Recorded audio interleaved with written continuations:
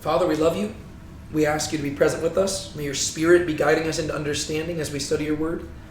May we not simply grow in knowledge, God, but may we grow in faithfulness and in love for you and devotion to you and a desire to be near to you, God. May we be fueled in our motivation to live like you. May we be motivated in our commitment to living for you. And may you receive the glory through our study tonight and in the lives that we live going forward. It's in your name we pray. Amen. All right. I already said this to y'all, but since we have officially started recording, I probably need to repeat it. Today's passage is going to be kind of weird, and that's because whenever you read it at face value, there's 27 verses in this chapter. And I would say the first 26 verses are some of the most straightforward verses that we have encountered thus far in a while when it comes to the biblical story, because it just seems like just straightforward narrative. It's detailing a war that happened. But then you get to the 27th verse, and it is like scholars are split on how to interpret it because it's so ambiguous, and then the story comes to a sudden and dramatic and unexpected end that, to me, in many ways, forces you to go back and re-question everything you read before. And so what I figured we would do today is do things a little bit different, and we are actually going to begin by reading the entire chapter altogether, just to get the just big picture overview of it. And then once we see the very end, we're going to go back and we're going to begin to wrestle through what exactly is going on and why things turned out the way that they did. Right? So that's kind of what we're going to do. For the sake of time, I'll just recap where we're at. We're in 2 Kings chapter 3. The books of 1st and 2nd Kings detail the collapse of the united monarchy of Israel. Right? So the united monarchy is under Kings Saul, David, and Solomon. We read about Solomon's reign during the first 11 chapters of 1 Kings. And then after Solomon's big boo-boo and mistake, the kingdom is divided to where you have the southern kingdom of Judah, the northern kingdom of Israel. This is roughly the map that we're dealing with at this time period. We're going to revisit this map in a little bit. That's why I've got this here. But the northern kingdom is Israel, the southern kingdom is Judah. And basically since 1 Kings chapter 12, we've been going back and forth between the two kingdoms, seeing what exactly has been going on. 1st and 2nd Kings is very much so the biblical Game of Thrones, or if anything, it's the biblical House of the Dragon in many ways, if you know the difference between those. To where it's spanning many generations. There's a lot of treachery, a lot of just really bad, messed up stuff going on. And for the last few chapters of 2nd Kings, we're only 2 chapters in so far, we're going into the 3rd today, but we have been dealing primarily with the northern kingdom of Israel, right? And we have dealt specifically with the dynasty which is known as the Omride dynasty, descended from a guy named Omri. Like Omri had a son named Ahab. Ahab had a son who, in a recent narrative, died. And now Ahab has another son who is currently sitting on the throne. That is who we're going to be dealing with today in chapter 3. Right?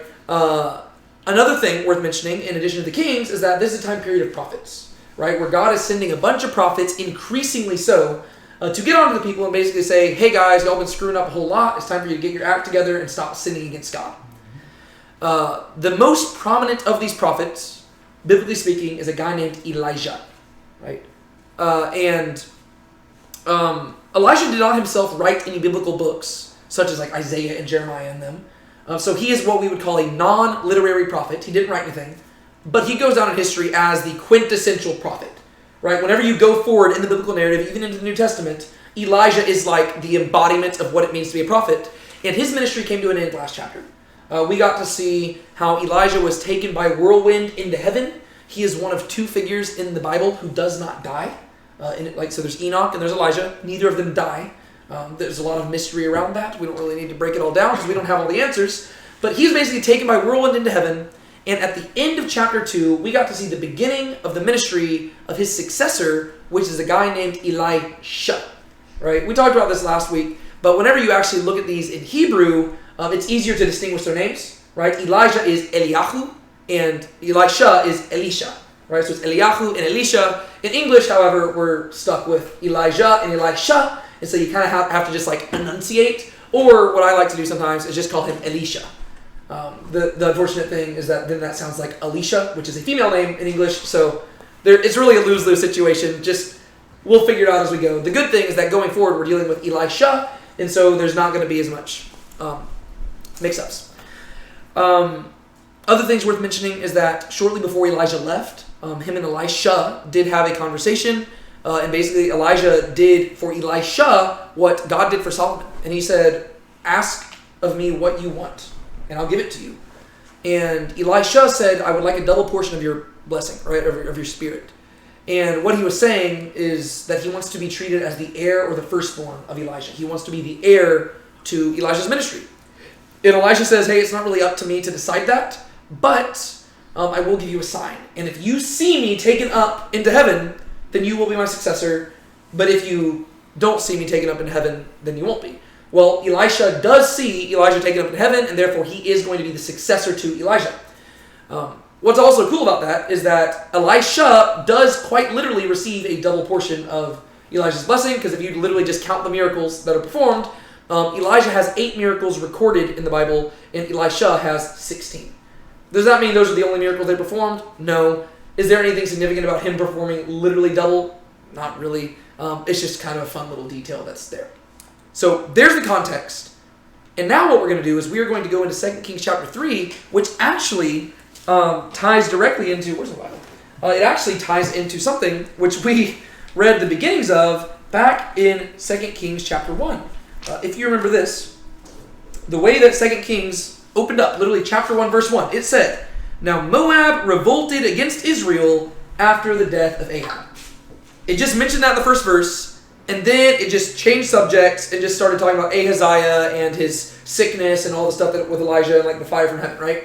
So there's that one verse that said that Moab revolted against Israel. Well, now in chapter 3, we're actually going to read more details about that. So really, this has been one continuous narrative going on here. Today, we are talking about the revolt, and now we're going to read all of chapter 3. I'll read the whole chapter in itself, and then whenever we do it side by slide, I'll have you reading it. Okay, right? Sounds good. 2 Kings chapter 3 reads this. Now, Jehoram, the son of Ahab, became king over Israel at Samaria in the 18th year of Jehoshaphat, king of Judah, and reigned 12 years. And he did what was evil in the sight of Yahweh, though not like his father and his mother, and he took away the sacred pillar of Baal, which his father had made. Nevertheless, he clung to the sins of Jeroboam the son of Nebat, which he made Israel sin. He did not turn away from them. Now Mesha, king of Moab, was a sheep breeder, and used to pay the king of Israel 100,000 lambs and the wool of 100,000 rams. But it happened that when Ahab died, the king of Moab rebelled against the king of Israel. And King Jehoram went out of Samaria at that time and mustered all Israel. Then he went and sent word to Jehoshaphat, the king of Judah, saying, the king of Moab has rebelled against me. Will you go out with me to fight against Moab? And he said, I will go up. I am as you are. My people as your people. My horses as your horses. And he said, which way shall we go up? And he answered, the way of the wilderness of Edom. So the king of Israel went with the king of Judah and the king of Edom. And they went around on a 7 days journey, and there was no water for the camp or for the cattle that followed them. Then the king of Israel said, alas, for Yahweh has called these 3 kings to give them into the hand of Moab. But Jehoshaphat said, is there not a prophet of Yahweh here, that we may inquire of Yahweh by him? And one of the king of Israel's servants answered and said, Elisha, the son of Shaphat, is here, who used to pour water on the hands of Elijah. And Jehoshaphat said, the word of Yahweh is with him. So the king of Israel and Jehoshaphat and the king of Edom went down to him. Now Elisha said to the king of Israel, what do I have to do with you? Go to the prophets of your father and to the prophets of your mother. And the king of Israel said to him, no, for Yahweh has called these 3 kings together to give them into the hand of Moab. And Elisha said, as Yahweh of hosts live, before whom I stand, were it not that I regard the presence of Jehoshaphat, the king of Judah, I would not look at you nor see you. So now bring me a musician. And it came about, when the musician played, that the hand of Yahweh came upon him. And he said, thus says Yahweh, make this valley full of trenches. For thus says Yahweh, you shall not see wind, nor shall you see rain, yet the valley shall be filled with water, so that you shall drink, both you and your livestock and your cattle. And this is but a light thing in the sight of Yahweh. He will also give the Moabites into your hand. Then you shall strike every fortified city and every choice city, and fell every good tree, and stop all springs of water, and mar every good piece of land with stones. Then it happened in the morning, about the time of the offering of the sacrifice, that behold, water came by the way of Edom, and the country was filled with water. Now all the Moabites heard the kings had come up to fight against them. And they summoned all who were able to put on armor and older, and they stood on the border. Then they rose early in the morning, and the sun shone on the water, and the Moabites saw the water opposite them as red as blood. Then they said, "This is blood. The kings have surely fought together, and they have struck down one another. So now Moab to the spoil." So they came to the camp of Israel, and the Israelites arose and struck the Moabites. So they fled before them, and they went forward into the land, striking down the Moabites. Thus they tore down the cities, and each one threw a stone on every piece of good land and filled it. And they stopped all the springs of water and felled all the good trees until Kir Haraseth they let its stones remain. Until in Kir Haraseth they let its stones remain. However, the slingers went about it and struck it. Then the king of Moab saw that the battle was too strong for him, so he took with him 700 men who drew swords to break through to the king of Edom, but they could not. Real quick, we're going to stop there. There's one more verse, and that verse kind of changes everything. So real quick, let's just talk about those first 26 verses. Can somebody just kind of recap? I don't need like a play-by-play. Broad strokes, what's the big picture here? What happens in this battle? Essentially, the king of Judah, Jehoshaphat, suggests to Jehoram, we should inquire of a prophet of Yahweh to see, what we should do to win this battle. And so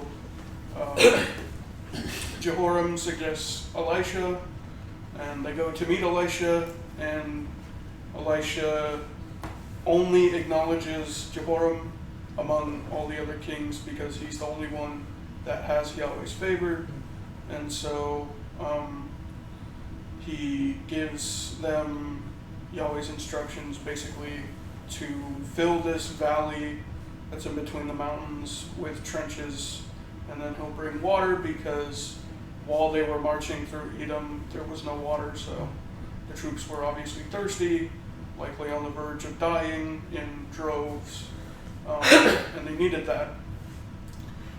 And the Moabites looked down at the valley and thought that the water was blood, and so they essentially came out to meet in battle and were struck down by the reinvigorated forces because, I don't know, it was some form of a trick, mirage. Yeah, so basically what's happening here is it seems like a big plot twist, right? But what's interesting is I think this last verse, there's going to be a plot twist on top of a plot twist. Yeah. So what happens is basically there's three kings. We three kings of Orient, except not those kings. Three kings, right? The kings of Israel, Judah, and Edom. They're all getting together to go fight against the Moabites because the Moabites rebelled, right? And along the way, the three kings find themselves in a bad position where they're out of water, not looking good. They're in a very weak state.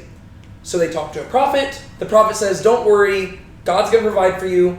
And whenever God provides, basically the Moabites are going to look at this and they're going to think that the water is filled with blood because they think that basically the three kings turned against one another and started killing one another, right? They felt like a civil war broke out, and they're like, this is our chance to pounce. And so the Moabites, they go out to attack, but plot twist, everybody's fine. And so the Moabites unintentionally run into their own defeat, right? And so whenever you are just reading through verse 26, this looks like one of those classic moments that you would read about in Exodus or Joshua or even in 1st and 2nd Samuel, where God pulls a surprise victory out for the people of Israel, right? To where whenever it's like a Red Sea moment, literally. It's like a red, the water looks like blood, right? But it's like a Red Sea moment where it looks like Israel's about to lose, and then sudden victory.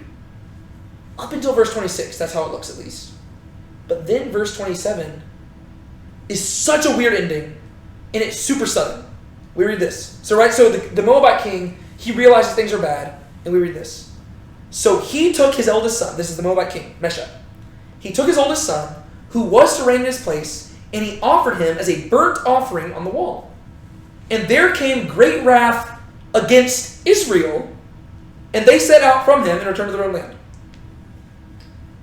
So the Moabite king sacrifices his own son, and for some reason, wrath is turned, like whenever you hear the word wrath, who are you thinking this is ultimately from? Yahweh, right? Because pretty much, and if you look it up in Hebrew, almost every time this word shows up, it is wrath from Yahweh. There are some scholars who try to argue that this wrath is from somebody else, and that, you can debate that. Whenever we get to this verse, we will talk about that more in particular. But in general, this is typically supposed to be wrath from Yahweh. And so, the Moabite king offers a child sacrifice, but then it seems like, at face value, God is angry at Israel, and then Israel just gets up and leaves without even winning the battle. But they were just on the verge of victory. And so you read it, and you're like, wait, did Yahweh just allow the bad guys to win? Like, what, like, and then the story just ends, and then it just moves on. Whenever you go to chapter 4, it's not continuing the same story.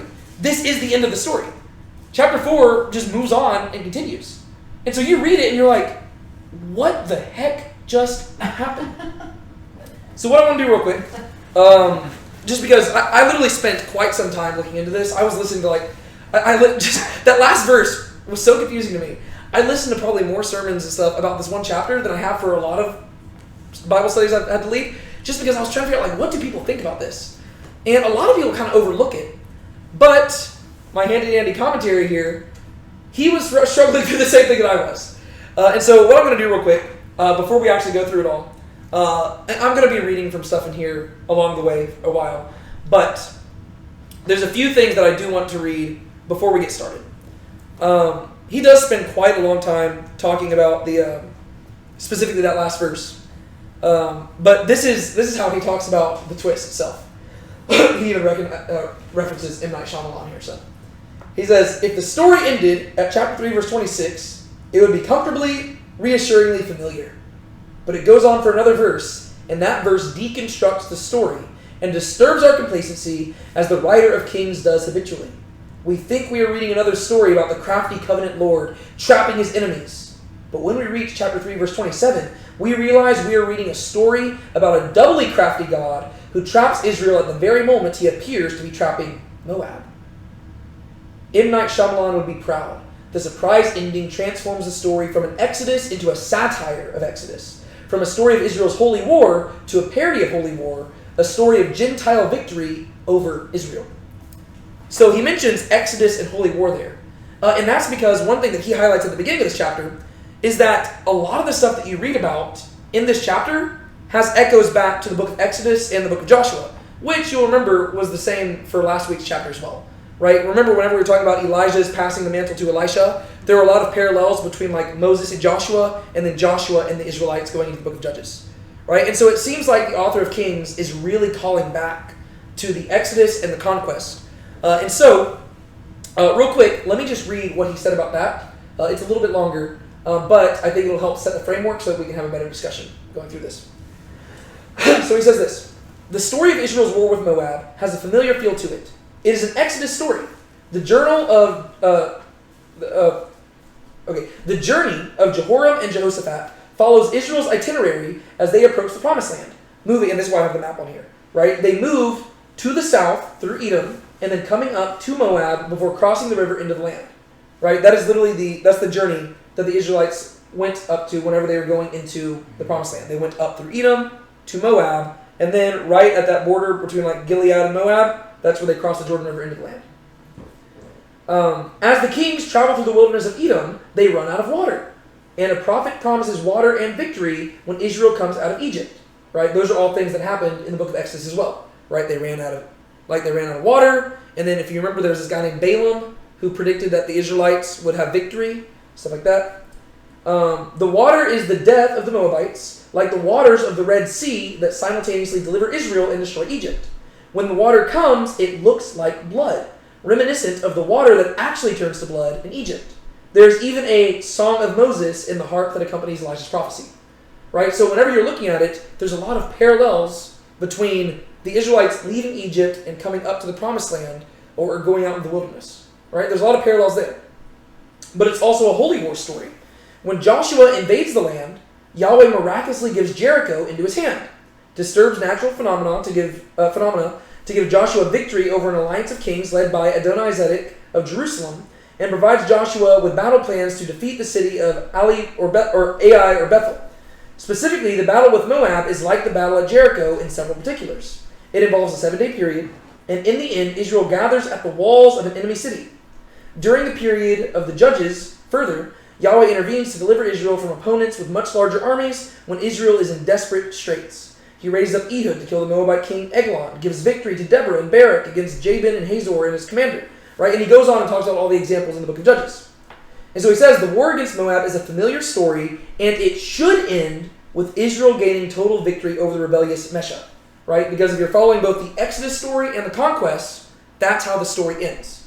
Right? God is a God of surprise twist endings, where even whenever Israel looks like they're about to lose, God shows up and gives them victory over their Gentile oppressors. Israel should be reducing Moab to its prior status as a vassal state of Israel, with Yahweh vindicating himself against the gods of the Gentiles. And that even sounds like that's what Elijah prophesies in verse 19. But when you get to the end of the chapter, that's not how the story ends. Right? There's a plot twist added to the plot twist, and I would argue that that verse right there is the whole point of the chapter. Right? To where you read it, and it feels like something that could have happened in Exodus or Joshua or Judges, right? Whenever God was giving people victory despite their hardness of heart. But instead, at the very end, God gives this twist where the Gentiles are the ones who win. And I think that's supposed to foreshadow where this story is heading, right? God is beginning to hand the people of Israel over, right? So where normally he would give them victory, right here, he almost gives them victory. And then plot twist, the victory ends up going to the Moabites. Another thing worth highlighting, and then we'll actually break it down.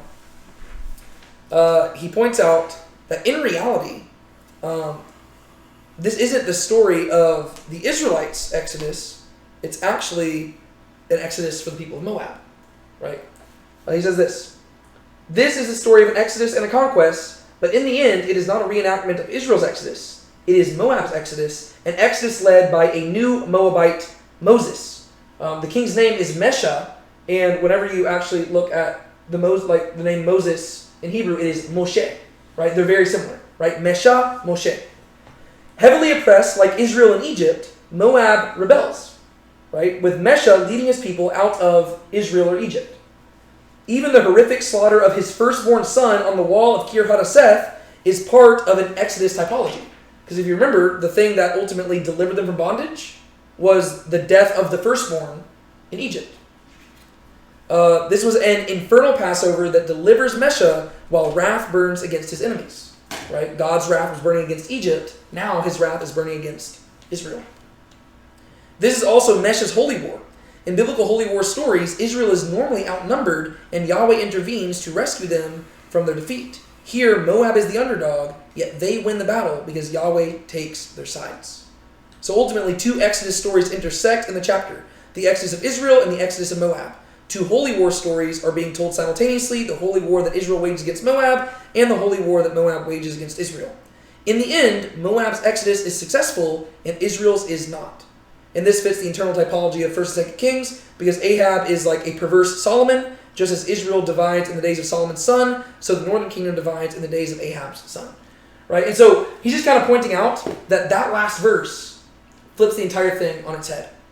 And the reason why I wanted to address all that at the beginning is so that now, as we break it down verse by verse, we can try to begin to see the chinks in the armor. Right? Because it's kind of like whenever you watch it, whenever you see a movie with a good twist, the best twists are the ones that you should have seen coming. Right? And if you had been watching more carefully, like whenever you watch it on a second viewing, you're like, I should have seen that. Right? Those are the best twists. Right? Whenever you couldn't have guessed the twist, you're like, okay, well, that's kind of lame. Well, the Bible's written really well.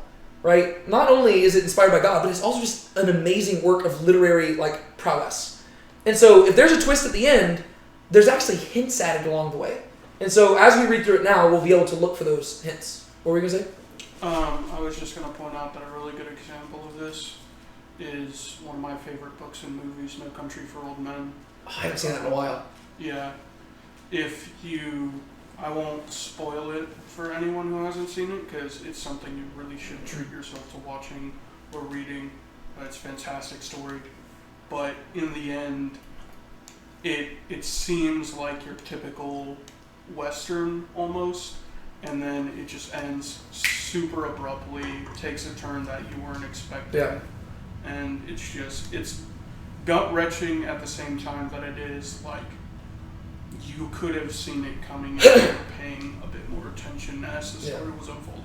Yeah. Those are always the best stories too, right? Because there's stories that force you to reflect afterwards. Yeah. Right? Like that's the best thing about like a twist ending from a storytelling perspective, is that whenever you have a good twist ending and you don't over-explain it, the story sticks with the audience to where afterwards you're forced to be like, it makes you rethink the entire story. Exactly. And so it makes you understand, it makes you engage with the art more. Mm-hmm. Because now you're having to be like, oh, why do I feel this way about this? And those are the best types of stories.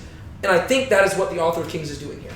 Right? He's giving you a story that already seems like it has a surprise twist, right? But the only reason you expect that surprise twist is because you've read stories like it before. And then he pulls the rug from under you and says, actually, the twist is that twist isn't happening and there's a different twist. And you're like, oh, that's heartbreaking, but oh no, I don't know where this I don't like where this is heading. And so now we'll read through it, and I think we'll be able to see the chinks in the armor along the way. All right. The main reason I have this is because I just wanted you to like have an idea. Like whenever we talk about all these different like locations, it's easy to like lose track of stuff. Visualize. Yeah. And so we're following the northern kingdom of Israel, right? But there's going to be an alliance here. He's going to meet up with the king of Judah, right? So he's going south, and they're going to ally themselves, and then they're going to ally themselves with the king of Edom, right? So they're just going like around the Dead Sea, right? They're going south, and then they're going up into Moab, right? I just wanted to like let you know so you can visualize like this is what's happening. They're going to go up into Moab, and that's where the events are going to take place. Sound good? Got a question. Yes. So is it basically they're starting from Israel and they're going down through Judah and then like around to Edom and then up?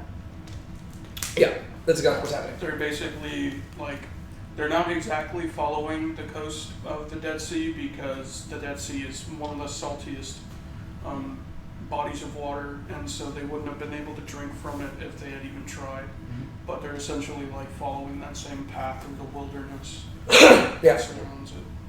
Okay, cool. So let us go into 2 Kings chapter 3. Sean, take it away. I do think it's important to mention that when we're talking about the wilderness, a lot of people may think it's like, foresty, almost Amazon type areas, but in that specific instance, it's not a very temperate climate. Yeah. It's very arid, it's very dry, and that's why there's no like sources of water that go through. So whenever we say wilderness in the Bible, we're talking about desert. Yeah. It's actually funny that you brought that up. I was literally having to tell my students about that today because we were talking about John the Baptist. And I was like, so John the Baptist went into the wilderness. What does that mean? They're like, he went to the forest. And I was like, no. Like, yeah, this isn't like the Wild West or like the American frontier wilderness. Like, this is desert. Like, and like you mentioned, like, the Dead Sea is so salty. Like, it is literally, it's the lowest place on earth, right? It is arid. It is dry. There's like one oasis called En-Gedi that you can go to. And where they're going to be at in the story when they run out of water, they are on the opposite side of the sea from it. Right, and so that's why things are going to be so bad for them. Okay, take it away, Sean. Now Jehoram, the son of Ahab, became king over Israel at Samaria in the 18th year of Jehoshaphat, king of Judah, and reigned 12 years. And he did what was evil in the sight of Yahweh, though not like his father and his mother. And he took away the sacred pillar of Baal, which his father had made. Nevertheless, he clung to the sins of Jeroboam, the son of Nebat, which he made Israel sin. He did not turn away from them. Very cool. I mean, what he's doing is not cool, but very cool that you read that. And also, it's good to have you back, Sean. We've missed you last week. Yay. Woo. Yes. What were you going to say? I said no idolatry. Oh, no idolatry. That is not cool. Okay, real quick, I do have the timeline thing on the side here. I just want to remind you where we're at. Whenever it says Jehoram, son of Ahab, who we're talking about is not the Jehoram you see on the left. We're talking about the guy who is called Joram that you see on the right. The reason why I've put them differently is because biblically he's called either one. I put them differently just because it's easier to distinguish between them. Joram is just the shortened form of Jehoram. And Jehoram, the king of Israel, he is a son of Ahab, who basically he's like a brother of Ahaziah. But if you remember, Ahaziah died, right? And so this is the second son of Ahab who is sat on the throne. And as you're going to see, eventually there's going to be two Jehorams reigning at the same time, and that gets really confusing, right? Because that means that there's going to be Jehoram in Israel and Jehoram in Judah at the same time. It is funny that their reigns ended in the same year, though. Yeah, very strange, but yeah. So that adds even more confusion, though, right? Like there's Jehoram's reigning at the same time, and then they both die at the same year. So it's like in the year that Jehoram died, which one? One was preceded by an Ahaziah, one was succeeded by an Ahaziah. That's It's just It's wild. They need more names back then. But currently, we haven't gotten to Jehoram, king of Judah yet. We are currently dealing with Jehoshaphat. And if you remember, Jehoshaphat, he was actually the king who showed up at the end of 1 Kings. And we're actually going to be talking about a story at the end of 1 Kings quite a bit tonight. Because there's a lot of parallels. And so, summarize for me. What happened here? Jehoram's reigning now because Ahaziah died from his sickness in the end of 2 Kings chapter 1.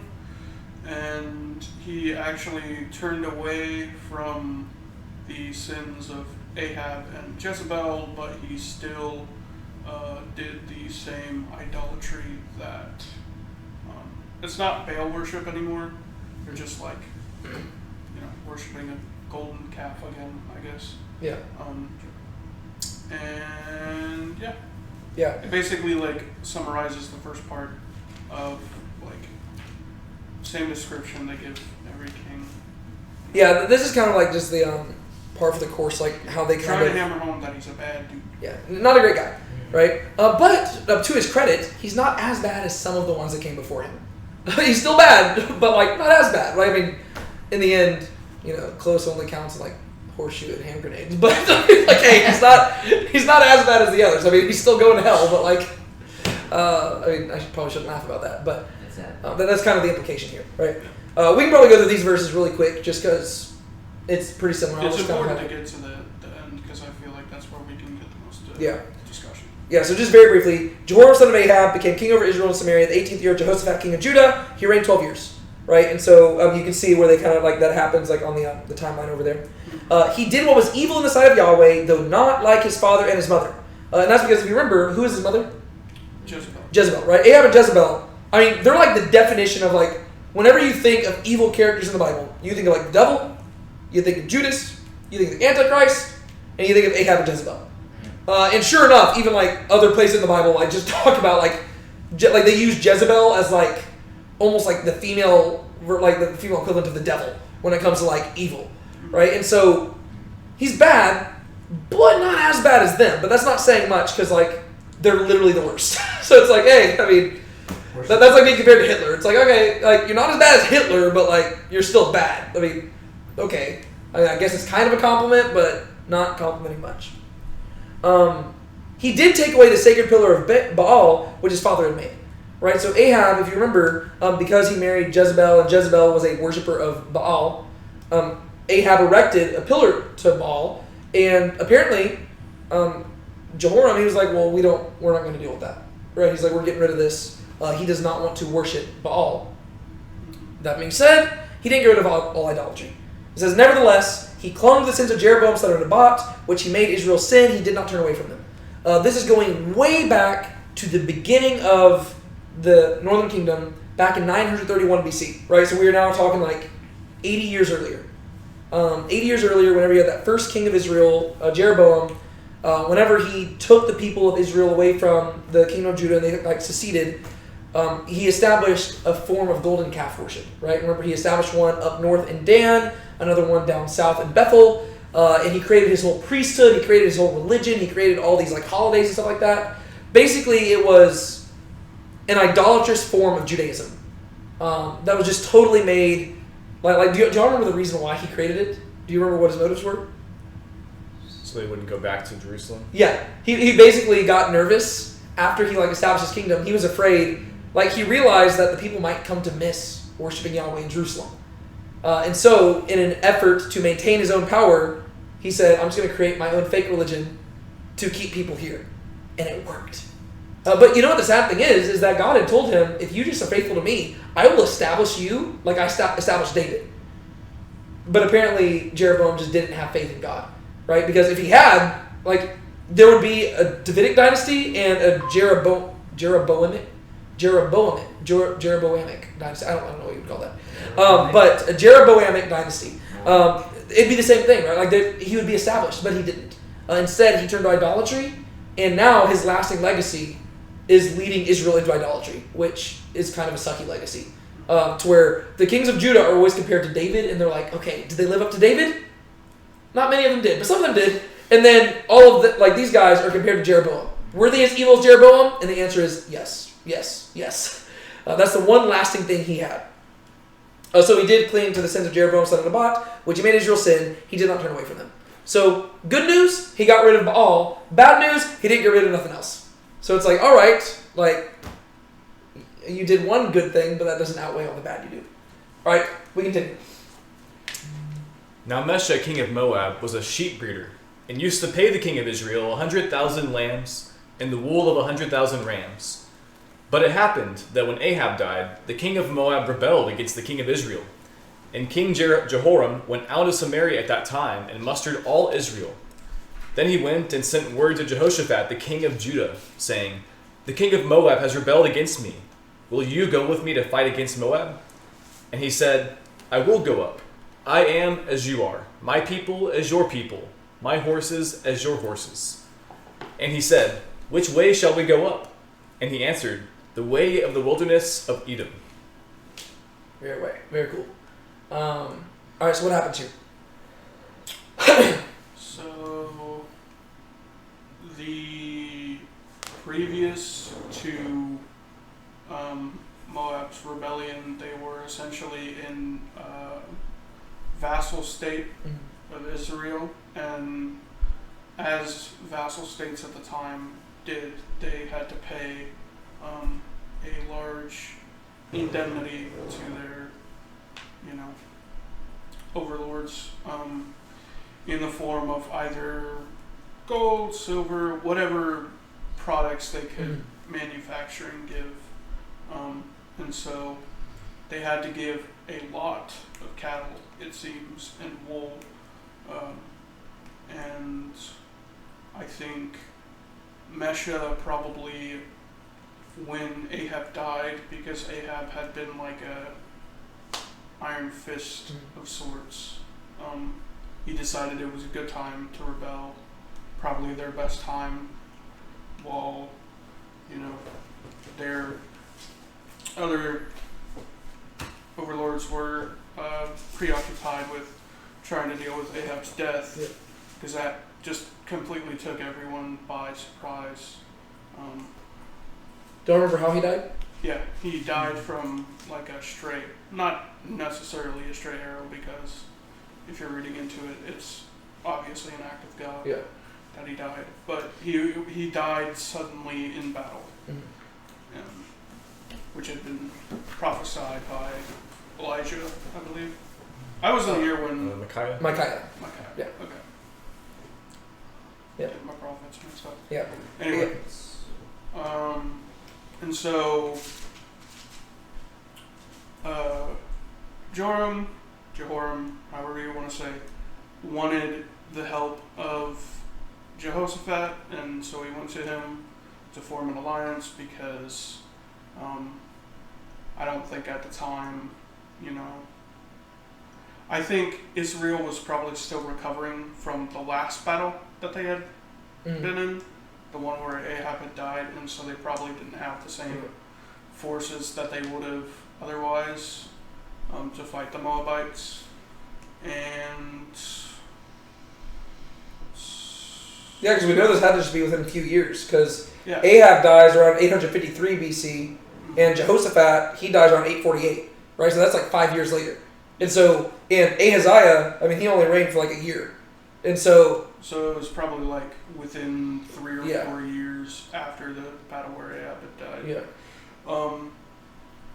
And so Jehoshaphat, it had been said that he was a pretty decent guy Yeah. in terms of the kings of by comparison. Yeah. So He wasn't perfect, but yeah, he's still recorded as following after Yahweh, yeah, which is in good. the sight of God. And so he was obviously willing. He was like, I see the people of Israel as my people as well. Yeah. You know, it hasn't been long since we've been separated, so your people are still my people, and I will gladly help you. Yeah. And then, then Jehoshaphat just says, we'll go through Edom to get to Moab. Yeah. Catch him by surprise. Yeah, and so one thing I want to highlight is that you do kind of like it. We're trying to look at this from different angles now, right? Because we're trying to figure out why the story ends the way it does. Mm-hmm. And one thing I want to highlight is this is kind of subtle, but you do get to see that Moses parallel with Mesha right off the top, because it says that he was a sheep breeder, right? If you remember, Moses was a shepherd, right? And it's kind of a weird detail to include because, I mean, obviously it's mainly including it to explain why he has this many lambs and rams, but it's also strange because he's a king, right? And typically kings, that is their job. But it kind of lets you know what kind of state Moab was in. That, I mean, apparently he wasn't having to do much ruling at the time because they were a vassal state, right? So by and large, it seems like Israel was dominating over them to where he literally just had another job, right? He was a sheep breeder. But he was still the king at the same time. And so this is where you have a shepherd who is stepping forward as the leader. I mean, yes, he was king before that and stuff too, but that's kind of a Moses parallel already there. And he is rebelling against the oppressor. And there's going to be more parallels along the way and stuff like that. Also, you'll remember that Moses went down to Egypt once God told him that the Pharaoh who had turned against Moses, like the Pharaoh who was seeking Moses' life had died. And then Moses goes down. Well, Mesha rises up when he hears that Ahab had died. Right? So you've got a shepherd who goes down to take on the enemy after he hears that the former leader has died. Right? Like, so there's a parallel there. And so let's walk through it. Just verse by verse real quick. Now Mesha, king of Moab, was a sheep breeder who used to pay the king of Israel 100,000 lambs and the wool of 100,000 rams. That's a lot. It doesn't necessarily give a time period for how often this was paid, but it is still a lot for like any time period. Yeah. So. I would typically assume like statements like that would be like a yearly thing, but at the very least, since it says he used to pay, we know that at least like it occurred more than once, right? It was a regular occurrence. We don't know how often. It could have been every day, but that'd be wild. But basically, this was his tribute, right? This is just how ancient cultures worked. Yeah. And even some cultures, even to this day, work this way. Or if you become a vassal state, there's the suzerain, there's the vassal, and the vassal pays stuff to the suzerain to keep them at peace. In many ways, so fun fact, the Torah, many people view the Torah itself, the law, as a suzerain vassal treaty between God and the people of Israel. But God is not demanding payment from them, he's demanding obedience. Yeah. And he says, if you follow my law, things will go well with you. That's what the relation between a suzerain and a vassal was. Right? So, if you pay me 100,000 lambs and 100,000 rams, I won't fight you. Right? Like that was kind of the thing between the Moabites and the Israelites. But I just wanted to highlight that because it's actually really interesting whenever you compare the Torah to other suzerain vassal treaties at the time. It is funny how a lot of like global trade goes through this sort of process where nations you would think of as being more well developed are essentially vassal states with like unbalanced trade dynamics with the bigger countries. Like the U.S. is a very big exporter of goods to countries like Canada, Mexico, for one, but also for like South America and certain parts of our allies as well. And then for a long time, Russia was a big supplier of oil to Europe, and so when the war against Ukraine started, they sort of like oil prices went up for a lot of Europe at the time, and a lot of the oil countries in the Middle East do the same thing with their neighbors. Yeah. You know, they're like, oh, we'll give you oil, but you essentially have to obey us and Yeah. like pay us a lot of money. Well, that honestly, that's the easiest way to keep peace. Which sounds terrible, but like, money is like, I mean, like it's like okay, give me money or we fight you, and like we will win. So, but it happened that when Ahab died, the king of Moab rebelled against the king of Israel because he realized that Ahab, he was idolatrous and he was bad, but politically speaking, he knew how to keep peace, right? I mean, or he knew how to rule, right? From a political perspective, he was a good king. And so Israel was fairly well off at his time period. They were stable. I mean, you can see that. I mean, look how long he reigned. Like, he reigned for like 20 years. The only way that you reign for 20 years as a king is if you're doing a pretty good job. Because either you're going to get killed in battle very quickly, or your own people will say, you suck at your job, we're going to kill you. Unless you're Robert. Yeah, and so if you're lasting 20 years, you're probably doing a good job. What'd you say? I said, unless you're Robert Baratheon.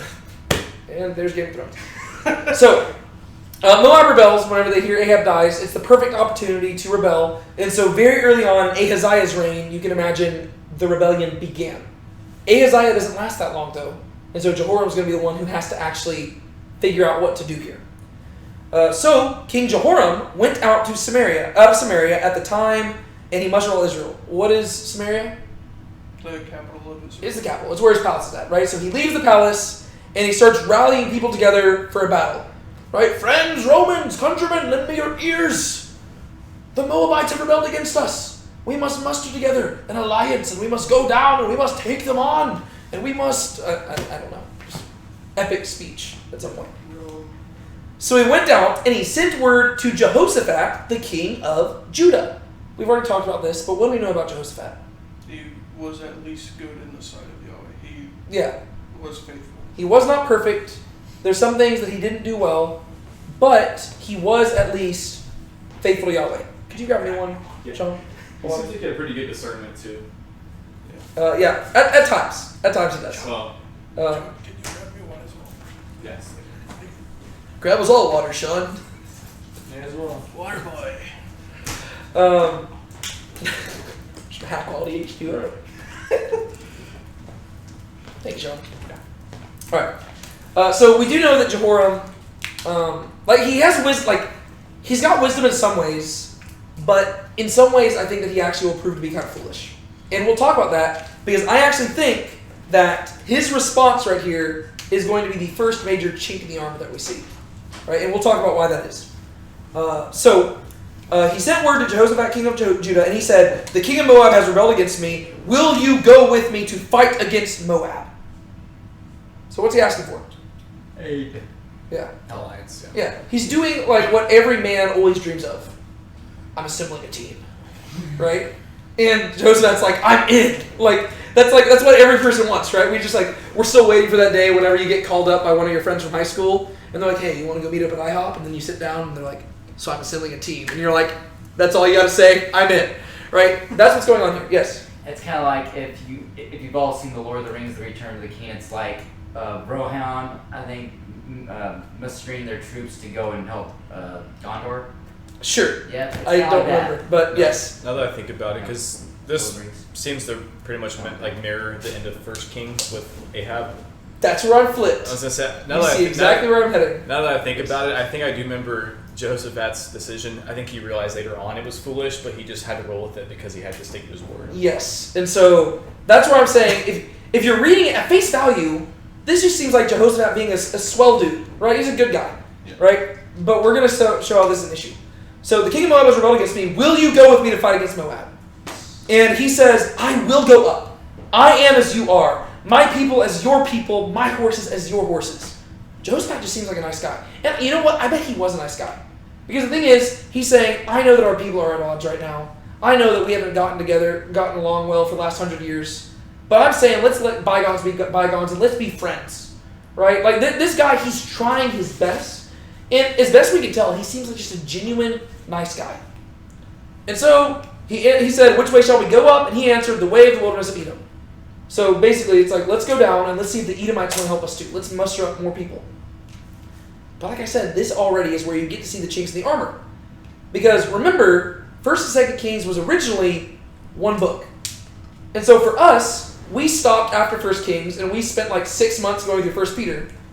But if you're just reading the book originally as it was, as one unified narrative, this sounds very familiar to something that you read literally 4 chapters earlier. Right? We're in 2 Kings chapter 3. 1 Kings has 22 chapters. And in the 22nd chapter of 1 Kings, literally the last chapter, 4 chapters earlier, this is what we read at the beginning. So they lived for 3 years without war between Aram and Israel. Now, Aram, if you remember on the map, Aram is directly north of Moab. Right? So there's Moab and Aram. Both of them are descended from... There's Ammon. So there's Moab, Ammon, and Aram is north of that. Aram is Syria. Right? So not Assyria, it is Syria. Right. Now it happened in the 3rd year that Jehoshaphat, the king of Judah, came down to the king of Israel.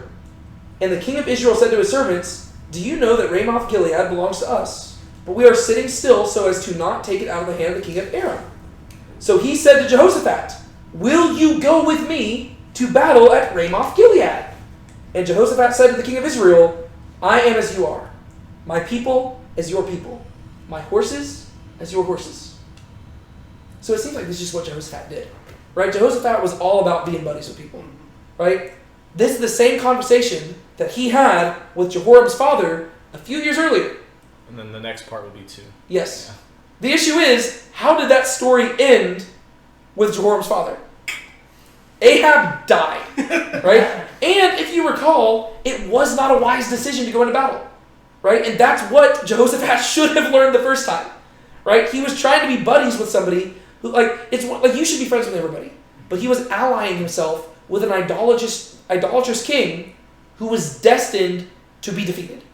Right? And, if you remember, Ahab did Jehoshaphat dirty. He was like, "Hey dude, so we're going to go into battle, and there's this prophecy that I'm going to die in battle, so I'm going to just disguise myself as a normal soldier, and you can go out dressed as me, so everybody will think that you're me, and they'll try to kill you instead." And Jehoshaphat's like, "All right, whatever you need."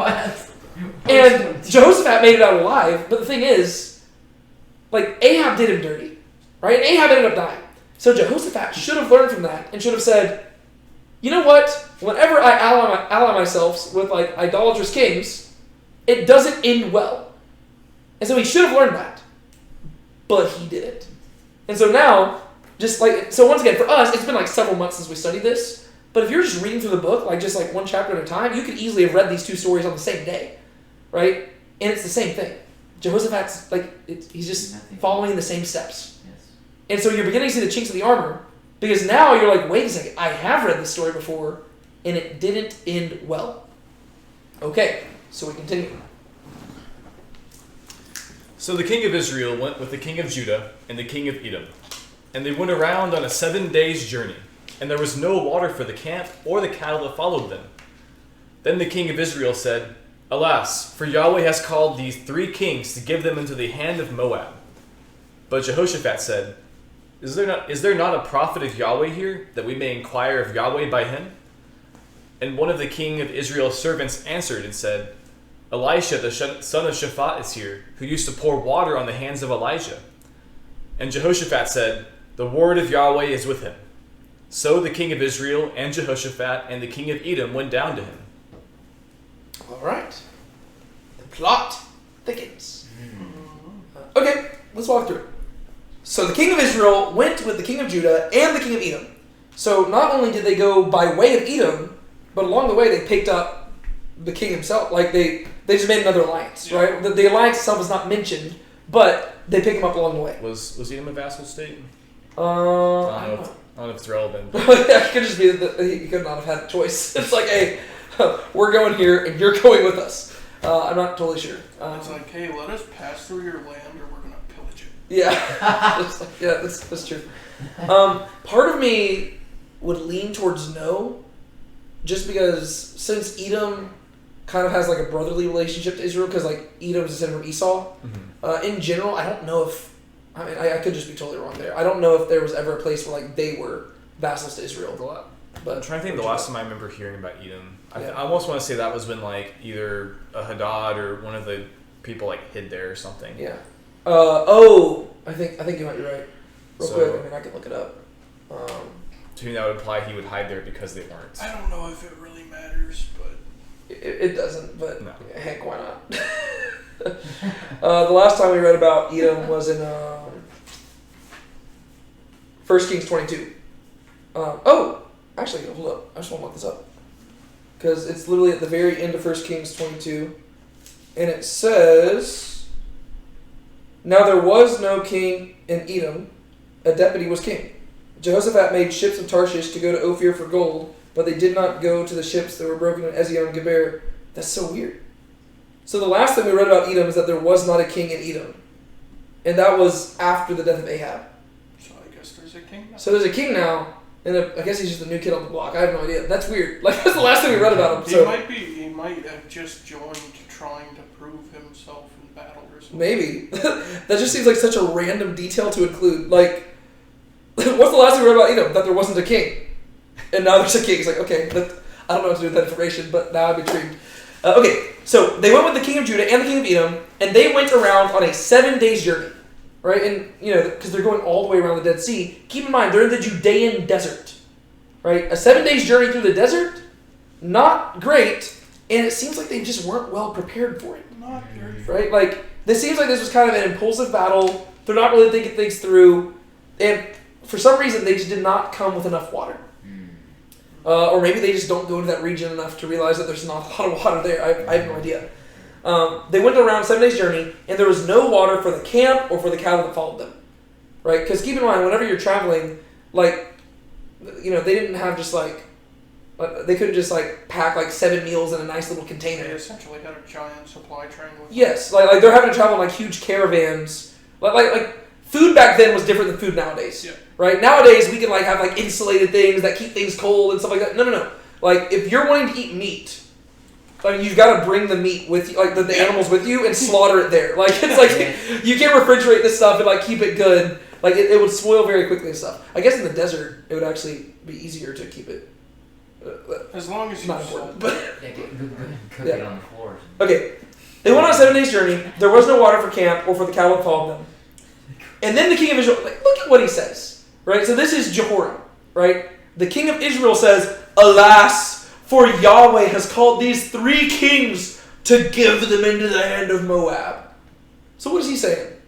He's saying, we're doing this for Yahweh. Or Yahweh This has sounds like the basically given us Moab. Israelites after the whole Red The Sea. Exodus? thing. Yeah. Right? It sounds exactly like the Israelites. And you know what? Let me just flip there. Why not? Since I'm already flipping around. Let's go to Exodus chapter 15. Right? So Exodus chapter 14, God delivers the people of Israel through the Red Sea. Right? They just got out of Egypt. They're delivered. They're free. Right? They're now in the wilderness. Right? Exodus chapter 15, they begin by singing this amazing song where they praise God. Verse 22. Then Moses had Israel set out from the Red Sea, and they went out into the wilderness of Shur. And they went 3 days in the wilderness and found no water. Hey, that sounds familiar. And they came to Marah, and they could not drink the waters of Marah, for they were bitter. Therefore it was named Marah, which just means bitter. So the people grumbled at Moses, saying, "What shall we drink?" Then he cried out to Yahweh, and Yahweh showed him a tree, and he threw it into the waters, and the waters became sweet. Therefore he set a statute and judgment, and there he tested them. Right? And as you keep reading through the story, every time the Israelites face an obstacle, they say, "Yahweh brought us out here just so he could kill us." That is what the king of Israel say. Right? He says that Yahweh has called these 3 kings together just to give us in the hand of Moab. He brought us together just so he could have us die at the hand of the Moabites. So he's cursing Yahweh. Yes. But what's the irony of this? They were thinking about going into battle. They themselves. the real irony is that they turned against Yahweh. Did Yahweh ever call them into battle? No. No. Yeah. Whose idea was it to go into battle? Them. Jehoram. But now here he is, like, blaming God, which is what a lot of people do now. They'll make stupid mistakes, and then they'll blame God whenever things go bad in life, right? They'll be like, "God, how could you have landed me in prison for life?" Brother, you murdered 20 people. Like, it's like you did that to yourself. You cannot get mad at God for this. But that's exactly what he's doing, right? He's like, did God send us 3? Like just the pride behind this. Is it the consequences Yeah. of my own actions, or is it God's? Yeah. Well, but do you see the pride there? Yeah. He's just assuming that because he felt compelled to do this, it was God telling him to do it. And it's weird how he all of a sudden gets religious and faithful to God whenever we already know that he wasn't faithful to Yahweh. Yeah. Right? But now that he is with, Jehoshaphat, who is faithful to Yahweh, now he's speaking in religious terms. Jehoshaphat, you worship Yahweh. How could he have done this to us? Right? Aren't you like wasn't your great-great-great-great-granddad like Yahweh's man? Like King David? How could Yahweh, our God, lead us out here to die? Right? It's like, okay, buddy, slow down. God did not command y'all to go to this battle. You chose to go into this battle. Right? Yahweh just allowed you to go. And so, I don't know, it's like, this is the consequence of your own actions. But Jehoshaphat said, is there not a prophet of Yahweh here that we may inquire of Yahweh by him? What does that sound like?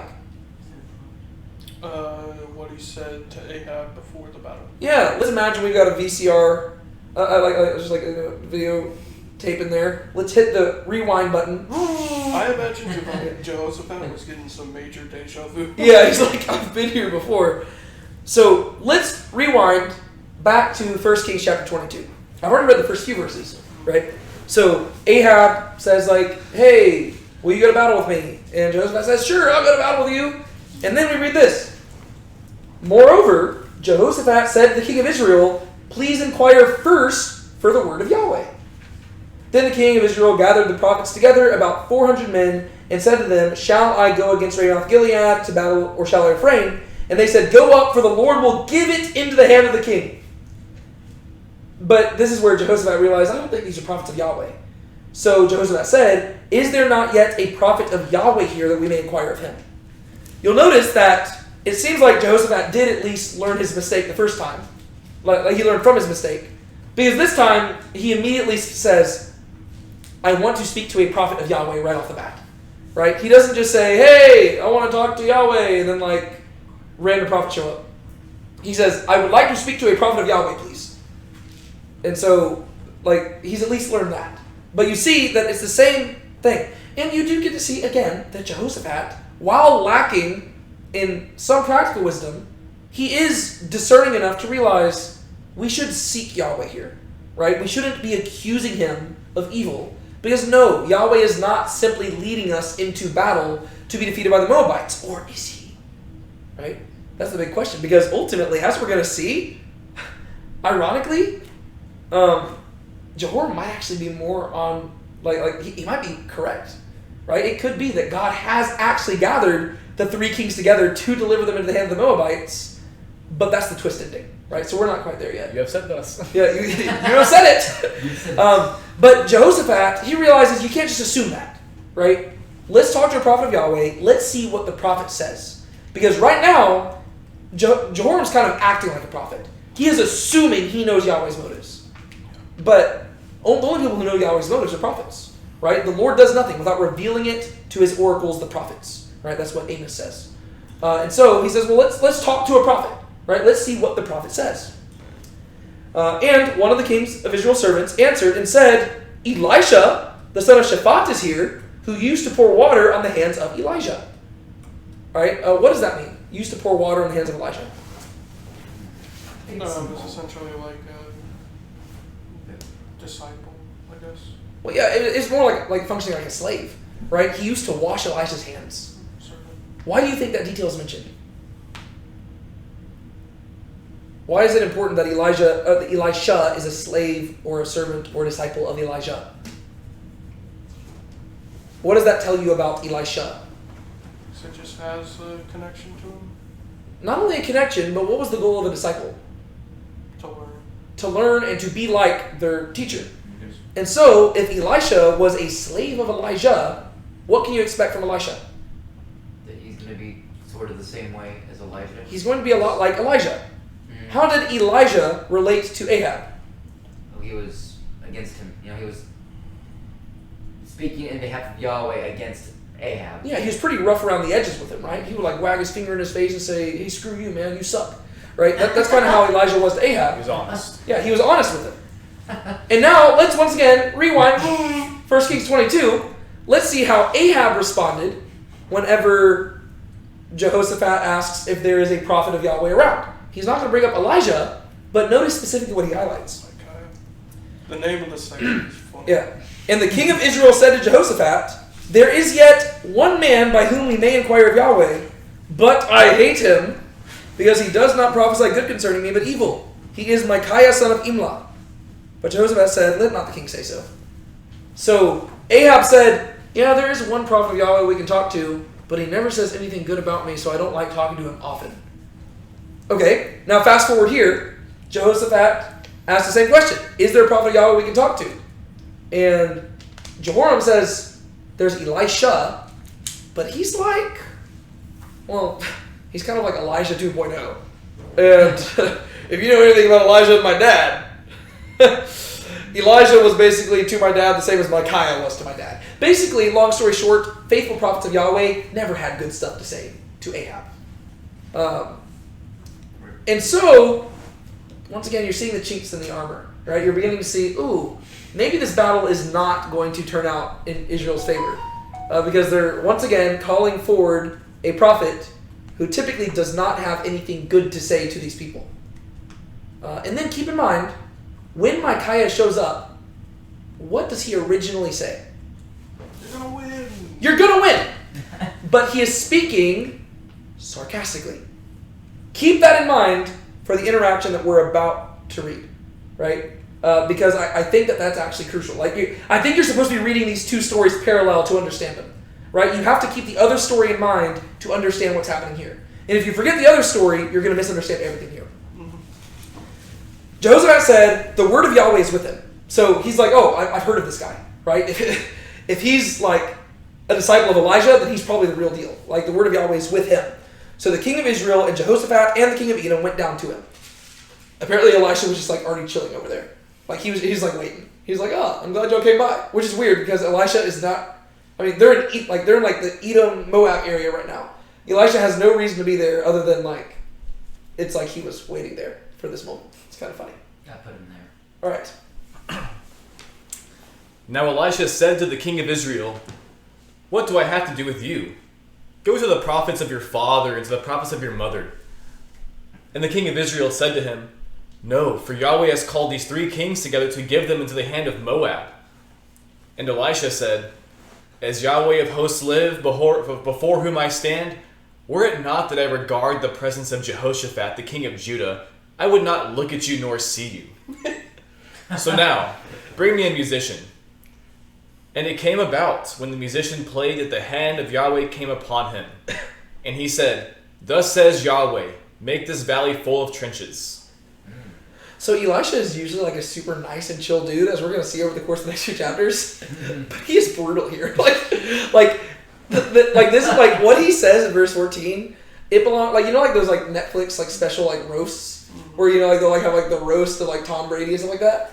Like verse 14 belongs in that. Like The roast of Joe yeah, it is so brutal. Like it doesn't even feel necessary to say, but he just says it anyways.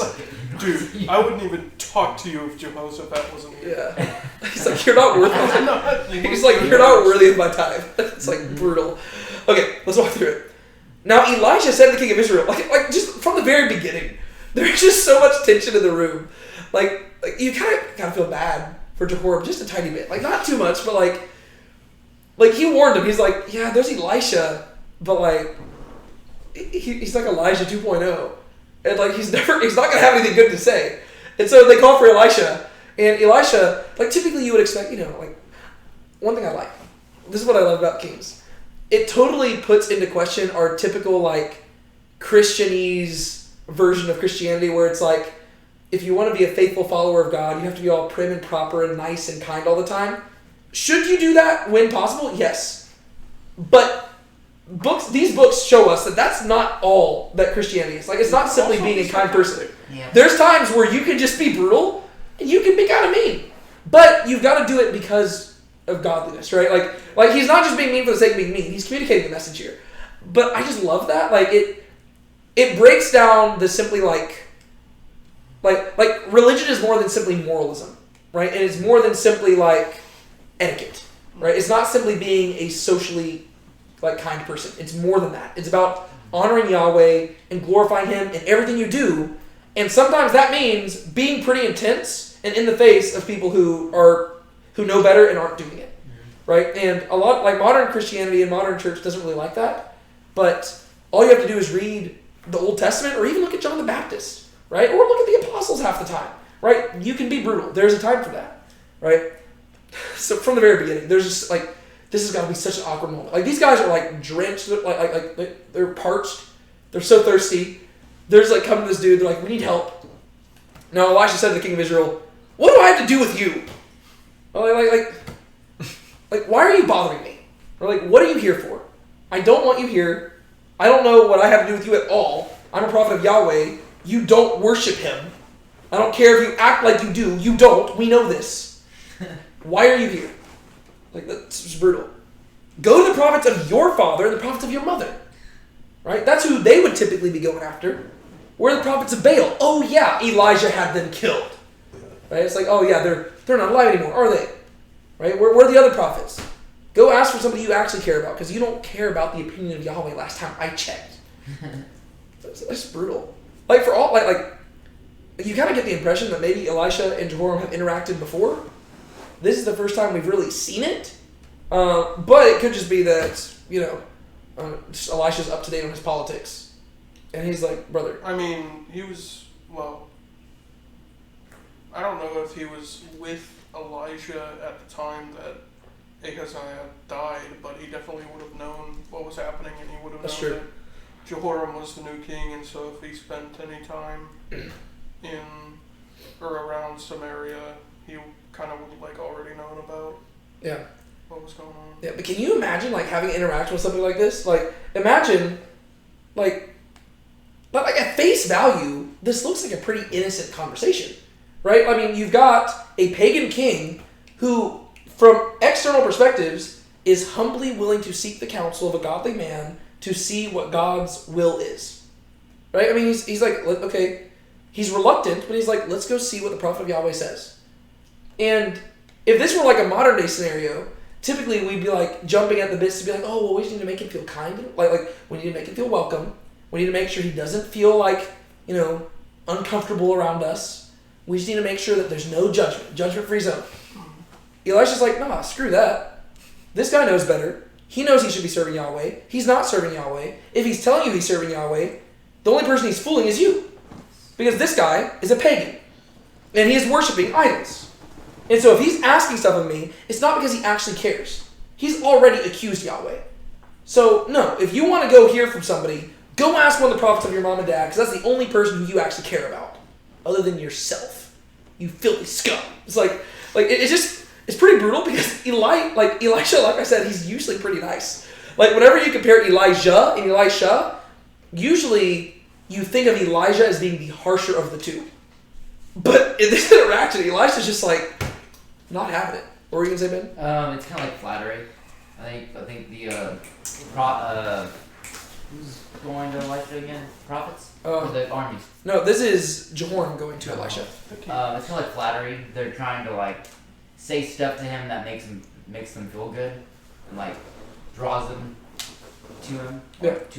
Try not to read because you can't read tone into it, but depending on how I'm reading Jehoram's response to Elisha, I can't tell if it's almost insulting, because I guess we don't technically know to what extent Jehoram regards Baal, but if he's saying to go to the prophets of Baal essentially, and then the king of Israel says that he's emphasizing that it's Yahweh that's calling the kings to give them into the hand of Moab, it almost sounds like he's putting the blame on Yahweh as opposed to Baal. Yeah. Well, it seems like we did also already read that he tore down the pillar of. Yeah, that's true. But also that could be for appearances. Also, it doesn't really. I don't know if that's. Yeah. Well, no, because I think what you're saying is correct. Because I think that there's really two ways to say it. I think that Jehoram is doing what politicians do best, and he's saying one thing when he really means another, right? With his lips, he's giving credit to Yahweh as being the one who's sovereign and in charge, right? No, why would I go inquire of the prophets of Baal? I tore down the pillars. I don't worship Baal. Yahweh, as we know, is the one in charge of all things. And he is the one who has called the three kings together to give them into the hand of Moab. Actually, this is funny that you brought that up. The guy in the commentary, he says that Jehoram is the perfect Calvinist because he's giving lip service to the sovereignty of God, but he's denying a crucial aspect of human responsibility. Right? He's saying, "Oh no, Yahweh is in charge, and therefore, since He is so in charge of all things, He's also responsible for all the evil in the world." Right? Which that's the dangers of like Calvinism when taken to the extreme. Right? Because it's like then people will say, "Oh, well, if humans are so depraved they can't choose God, and if God is so sovereign that He is literally responsible for everything that happens, well then you're kind of implying that God is responsible for sin because humans couldn't choose it." He chose it for them, right? And so that's the dangers of like extreme Calvinism, and that's kind of what the author joked about. He was like, Jehoram's a closet Calvinist because like he's using the sovereignty of God to mitigate his own like responsibility in this whole thing.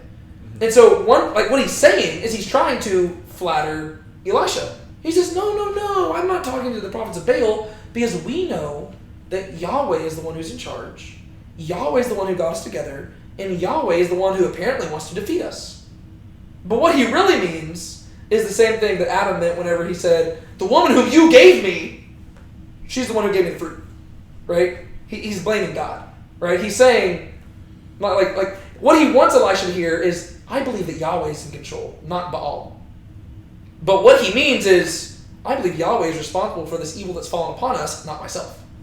Right? And so it's like double speak, right? He's saying one thing, but he's really implying another. And if you so I think that is what's going on there. Okay. Yeah. So it's like he's saying it's 100% sovereignty of God and 0% free will of man, like will. Yeah. Well, because the whole thing is he's underplaying his own responsibility. Because whenever we've read through the story, there's not been a single point where Yahweh said, "Go fight this battle." The only person who set this in motion was Jehoram himself, who we know is not a Yahweh follower. And like he just does it with his lips whenever it fits the time, like whenever he wants to. And so this is 100% a man-made mission. But he is deflecting the responsibility of the bad stuff happening. Like hypothetical scenario. Let's say that everything went perfectly. Do you think he would be giving Yahweh credit to this? No. He'd be saying, "Look at the battle that I just won, and I did all this." The only reason he's bringing Yahweh up is because it deflects the blame on himself, right? He says, "Oh, let me blame Yahweh instead of myself." It's convenient for him. One thing that I think he actually brought this up in the book as well, and I was talking about this with somebody recently. I don't remember where we were talking about it. It's gonna bother me that I don't remember where. But we were talking about. Oh, it was at a Bible study that I go to with one of my students. But we were talking about one crucial aspect of faith. Is not simply believing God is in control. Right? That you should believe that, but that's just theology. What we need to believe is not only that God is in control, but that it is good that God is in control. Amen. Right? And that we need to trust that it is better for Him to be in control than for us to be in control. Like things would be worse if we were in control. Yeah. Whereas, and that's where we see the issue with Jehoram here. Because Jehoram, he is 100% admitting that Yahweh is in control of all things, but he's making that sound like a bad thing. Right? Oh, Yahweh is the one who got us together, and He's leading us into defeat here. I mean, if I was in charge, I would have done things differently, right? But God is sovereign. What can you do? And that's the issue. Like the devil, right? He believes God is in control. He just thinks he can run things better, and that's our issue as well, right? We'll admit that God's in control, but sometimes we resent Him for that control. Like whenever our lives take a turn and we're like going through like just a terrible day, we just think, God's in control, and that's when people get angry at God, because they fail to remember that it is that His plan is good. When really it's during those times that we should turn to our faith in God and trust that He is going to do right by us. Yeah, and that's when we need to trust that His plan is good, right? Because it's not only that He's in control, because then you're going to get mad at God because you're going to say, "You're in control and you abandoned me." Mm-hmm. No. You have to remember that it is good that He's in control because He knows best. And so then you can say, "God, I don't get why I'm going through this, but I trust that you allowing me to go through this is better than me not going through it at all." And that could be because I'm being disciplined for a sin that I committed, or I'm being tested. But this is a crucial aspect of faith, right? And Jehoram is missing that. He is emphasizing the sovereignty of God, but not the goodness of God. Because in his mind, he's blaming God rather than trusting in him. Whereas in reality, if he genuinely believed that God was leading them into this, well, then he would be saying, all right, well, God will get us out of this. But that's not what he's doing. Instead of recognizing and repenting for his own sin, he's, just blaming God for all his troubles. Exactly. All right. No, for Yahweh has called these three kings together to give them into the hand of Moab. And Elisha said, this is where he just roasted him, as Yahweh of hosts live, before whom I stand. This is the same way that Elijah spoke to Ahab in previous chapters, right? As Yahweh lives. How long does Yahweh live? Forever. Forever. And he says, before whom I stand, right? He's reminding him, Yahweh is the king that I answer to, not you, right? I don't stand, I might be physically standing before you, but the king I actually answer to, he dwells in heaven, right? So don't think that you're some special person who, I owe privileges to. No.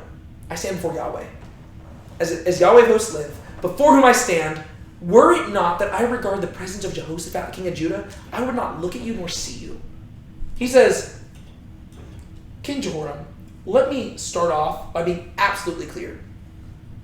The only reason I am meeting with you right now, the only reason I am even gracing you with my presence and looking upon you with my eyes is because I actually kind of like Jehoshaphat a little bit.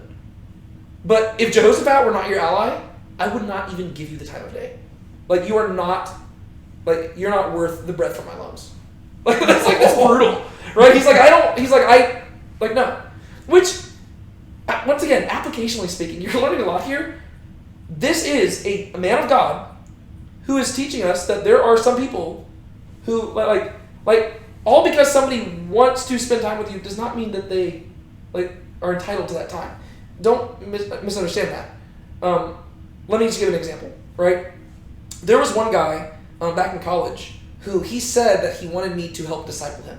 And he wanted to get together regularly to meet up.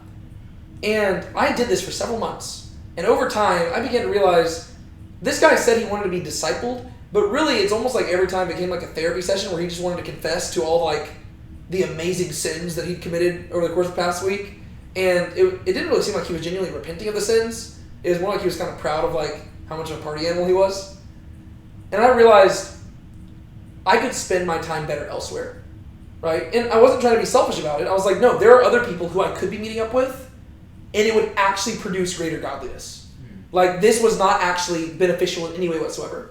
So even though it had the guise of a godly meeting, I was like, no, over some time you can just realize, my time can be spent better elsewhere, right? That doesn't mean you should immediately discount people. I'm just pointing out that that's what Elisha says. He's like, dude, if I had it my way, I would not be meeting with you. I'm only doing this because Jehoshaphat's here. It's pretty brutal. Yes? So when it says, I would not look at you nor see you, I'm kind of interested to see, what the words for those are and what the... Oh, because look and see kind of seem like the same thing? Yeah. I'm assuming that when it says see you, it's more meaning meeting with you. Yeah. That's what I'm That's what I thinking. think too. I'll look it up real quick. Because look and see basically mean the same thing, because I look at you. It depends I on see the you. context. So, I think looking is more physically laying eyes on him. So the word for look is nabat, and that just means to look or regard. And then the word for see is ra'ah, which literally means to literally see or perceive. So it actually seems like the word look is more the idea of a meeting. Yeah. So it's I wouldn't meet with you. I wouldn't even lay my eyes on you. I I don't even want to be in your presence. But then it's funny. He just says it doesn't seem like a necessary comment. He doesn't need to say it.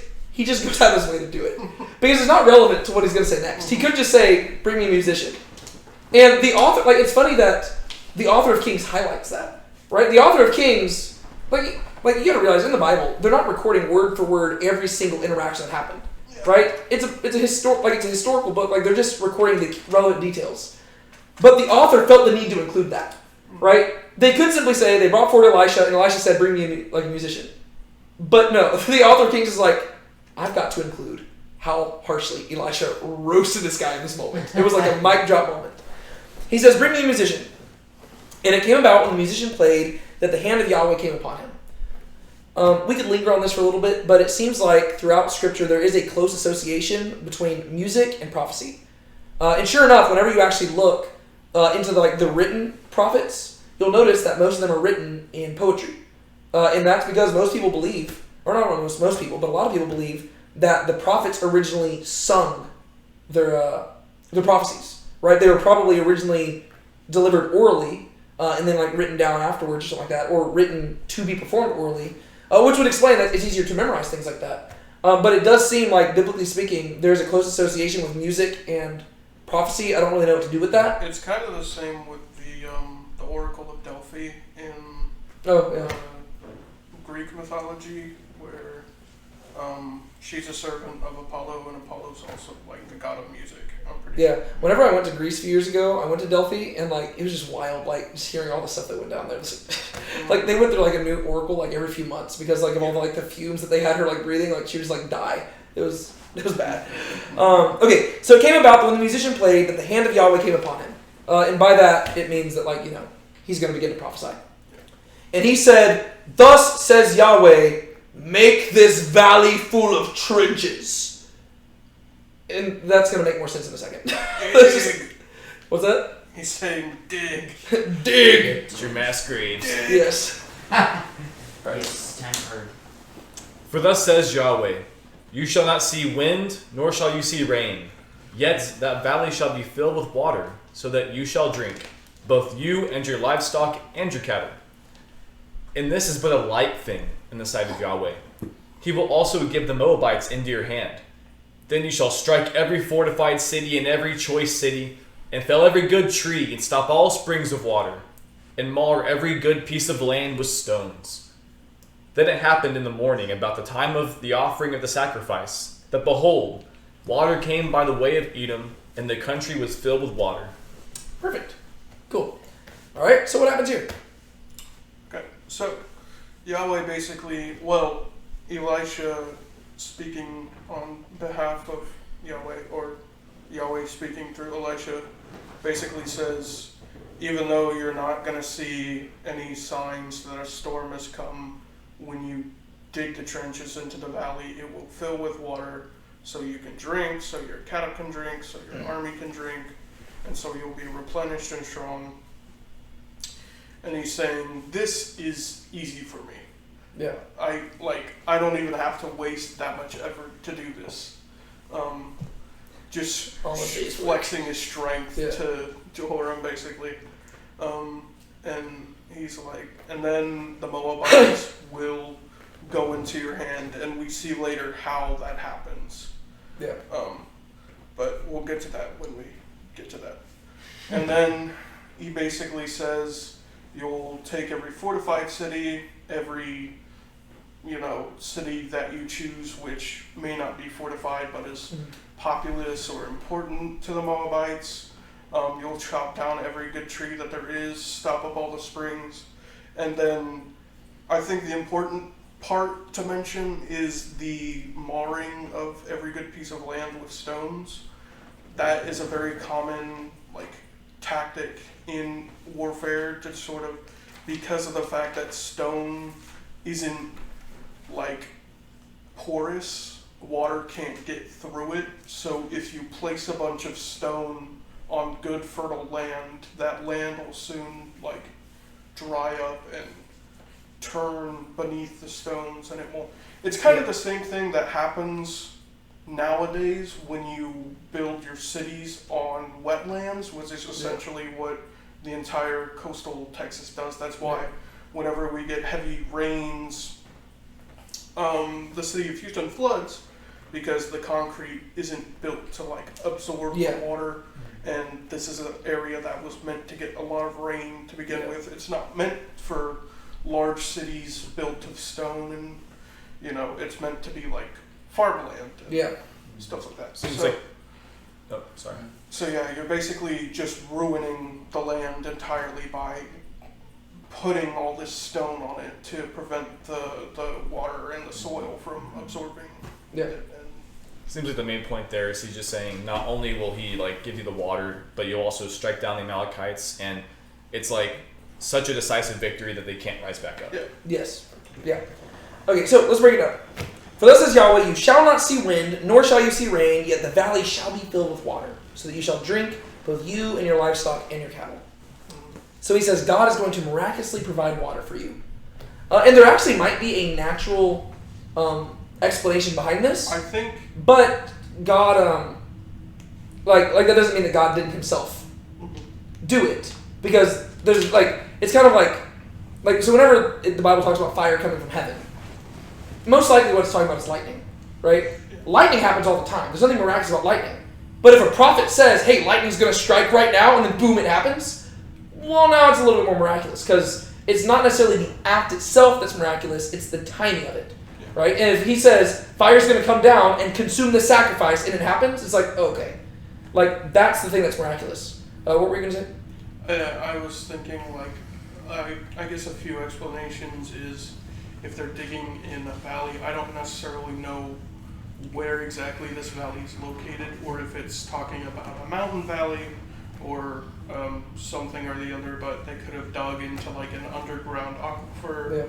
Yeah. There could have been snow that fell down from the mountain into the trenches. So most likely the explanation would be, so keep in mind, they're in the Dead Sea area, right? Which, as we talked about, is the lowest spot on Earth. So everything around is uphill. Yeah. And so most likely what I imagine happened is that even before they began having this conversation, somewhere else, whether it be south or north, probably north, probably up in Jerusalem or something, there was a storm going on, right? Out of sight from them. And it's raining and flooding and the water is going all the way down, right? So basically, Elisha is saying, get the trenches ready because the flood's about to pour through.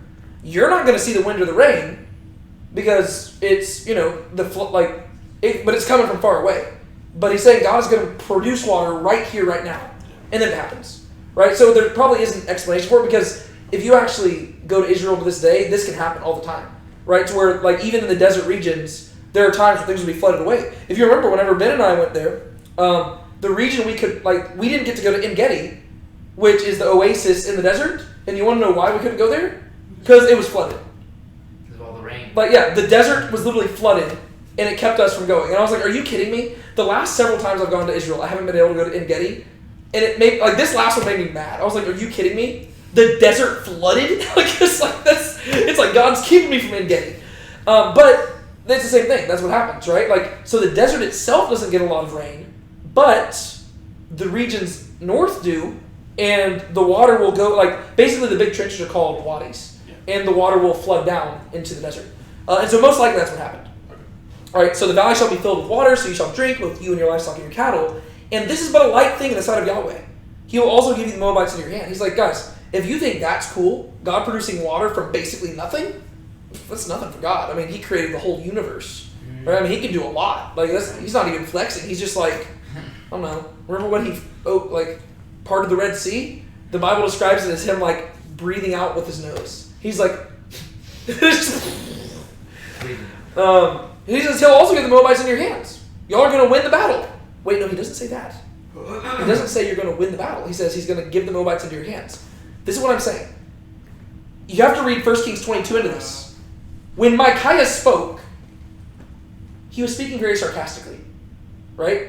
Elisha here, I don't think he's necessarily speaking sarcastically, but he's not giving the full picture. He's choosing his words very carefully. Yeah. He is saying things that are all going to happen, but he's not coming to any conclusions about those events. He says, this event is going to happen, this event is going to happen, this event is also going to happen, and this is going to happen too.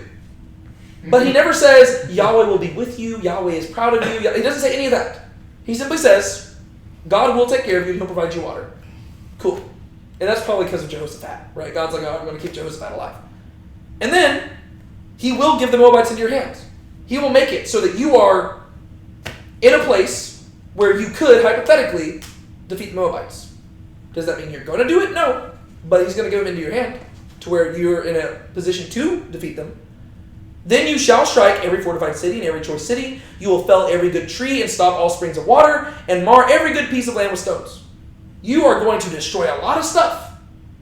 And sure enough, we are going to read that that is what they do. But this is where, this is one, again, where I think we see a hint that something's wrong.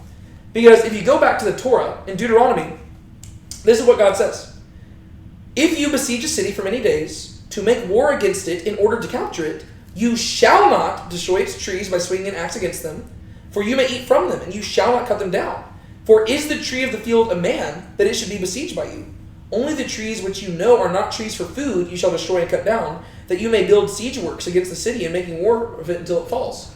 So God basically, he gives Israel different rules of warfare than most people would have. He says, when you besiege a town, besiege the people. He says, those are your enemies. The land is not your enemies. Don't destroy it. That's God's creation, right? You can turn that into a beautiful thing. You can use those trees for fruit and stuff. Like, don't. Like, if you're going to destroy a tree, make sure you're destroying the tree to advance your warfare. Other than that, leave the ground untouched, right? This is God's creation. Respect it. Exercise dominion. And so those are the rules according to the Torah, and God's not going to command them to break the Torah. And so it seems like Elisha is describing what they're going to do, but he's not necessarily saying that's a good thing. He's simply saying, you are going to do that thing. Right? What were you going to say? I was going to tie it back to, you were making all the comparisons to Moses and Joshua. This sounds a lot like what happened to Jericho, what they did to the city of Jericho. Yeah, very similar. And, if what you're saying about Deuteronomy is true, then that was sort of the first time that, like, the people of Israel were, like, going against the rules of warfare that God had set before them. Yeah, they did things a little bit differently. Yeah. So, then it happened in the morning, about the time of the offering of the sacrifice, that, behold, water came by the way of Edom, and the country was full of water. So the first thing does happen. God, through Elisha, miraculously produces water. Very cool. Now all the Moabites heard that the kings had come up to fight against them. And they summoned all who were able to put on armor and older, and they stood on the border. Then they rose early in the morning, and the sun shone on the water, and the Moabites saw the water opposite them as red as blood. Then they said, "This is blood. The kings have surely fought together, and they have struck down one another. So now, Moab, to the spoil." So they came to the camp of Israel, and the Israelites arose and struck the Moabites. So they fled before them, and they went forward into the land, striking down the Moabites. Okay. The plot thickens. And once again, at face value, it looks like everything's going great, right? And you're beginning to think maybe Jehoram was strangely correct, and maybe Yahweh did actually plan this whole battle out, and maybe he did bring the three kings here, and like, okay, this is looking good. So all the Moabites heard that the kings had come up to fight against them, right? So they just pick up on the news, right? This isn't going to be a surprise, probably because they were delayed a little bit. They probably wanted to make it a surprise, but then they were just delayed because of the whole water shortage. And they summoned all who were able to put on armor and older, and they stood on the border. So not only able-bodied young men, they actually brought in older. Well, yeah, because it seems like they realize that they're the underdogs in this situation, right? There are three nations coming against one of them. It's like, we literally need everybody. Yeah, like they realize we're in trouble. What's that? I said, like every adult. Yeah, I'm in danger. They're like, okay, like this is, men, to war. Get out of that, old man. You're fighting. Yeah. So they get everybody, and they're on the border, right? So they're just like, all right, defend your homeland. So this is in southern Moab, like against the border of I thought you were about to joke and say, so this is in Scotland? So this is in southern Moab. They're coming up from Edom, and the Moabites are waiting there. Okay. Then they rose early in the morning, and the sun shone on the water. Right? So it's painting this picture for you, right? It's a mirage, but also, if you just think about it, it's just I guess mirage is the best term, but it's just like a visual, like, almost a visual accident. But really, this is governed by God in many ways. But early in the morning, the sky's, kind of pinkish red, probably, and the sun is rising. It gives a little orange hue to it, and it's bouncing off the water. And so when they look at it, it doesn't look like just water. It looks like blood, right? The sun shone on the water, and the Moabites saw the water opposite them as red as blood. Now, it's not saying that they thought that it was literally just blood. They probably thought that it was water mixed with blood or something like that, right? Once again, you see that callback to the Moses story, right, where he turned water to blood.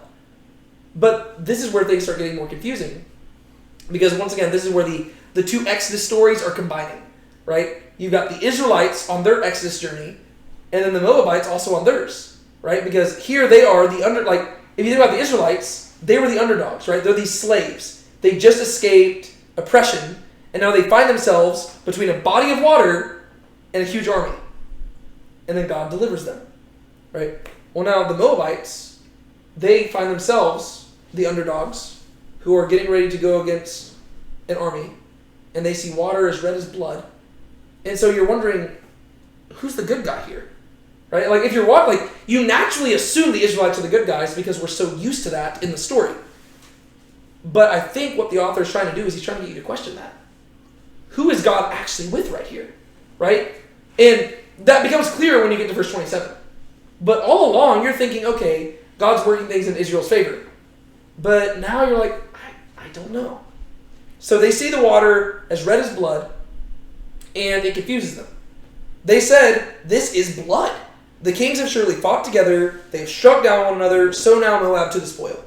So they think, okay, something must have happened where all the kings just started bickering, they turned against one another, there was like an infight, civil war amidst the camps, and they probably killed one another, and we're not the underdogs anymore, right? They came to defeat us, they couldn't even, they basically defeated themselves. Let's just go in and let's plunder the booty. Right, let's steal the spoil. It's almost like Gideon.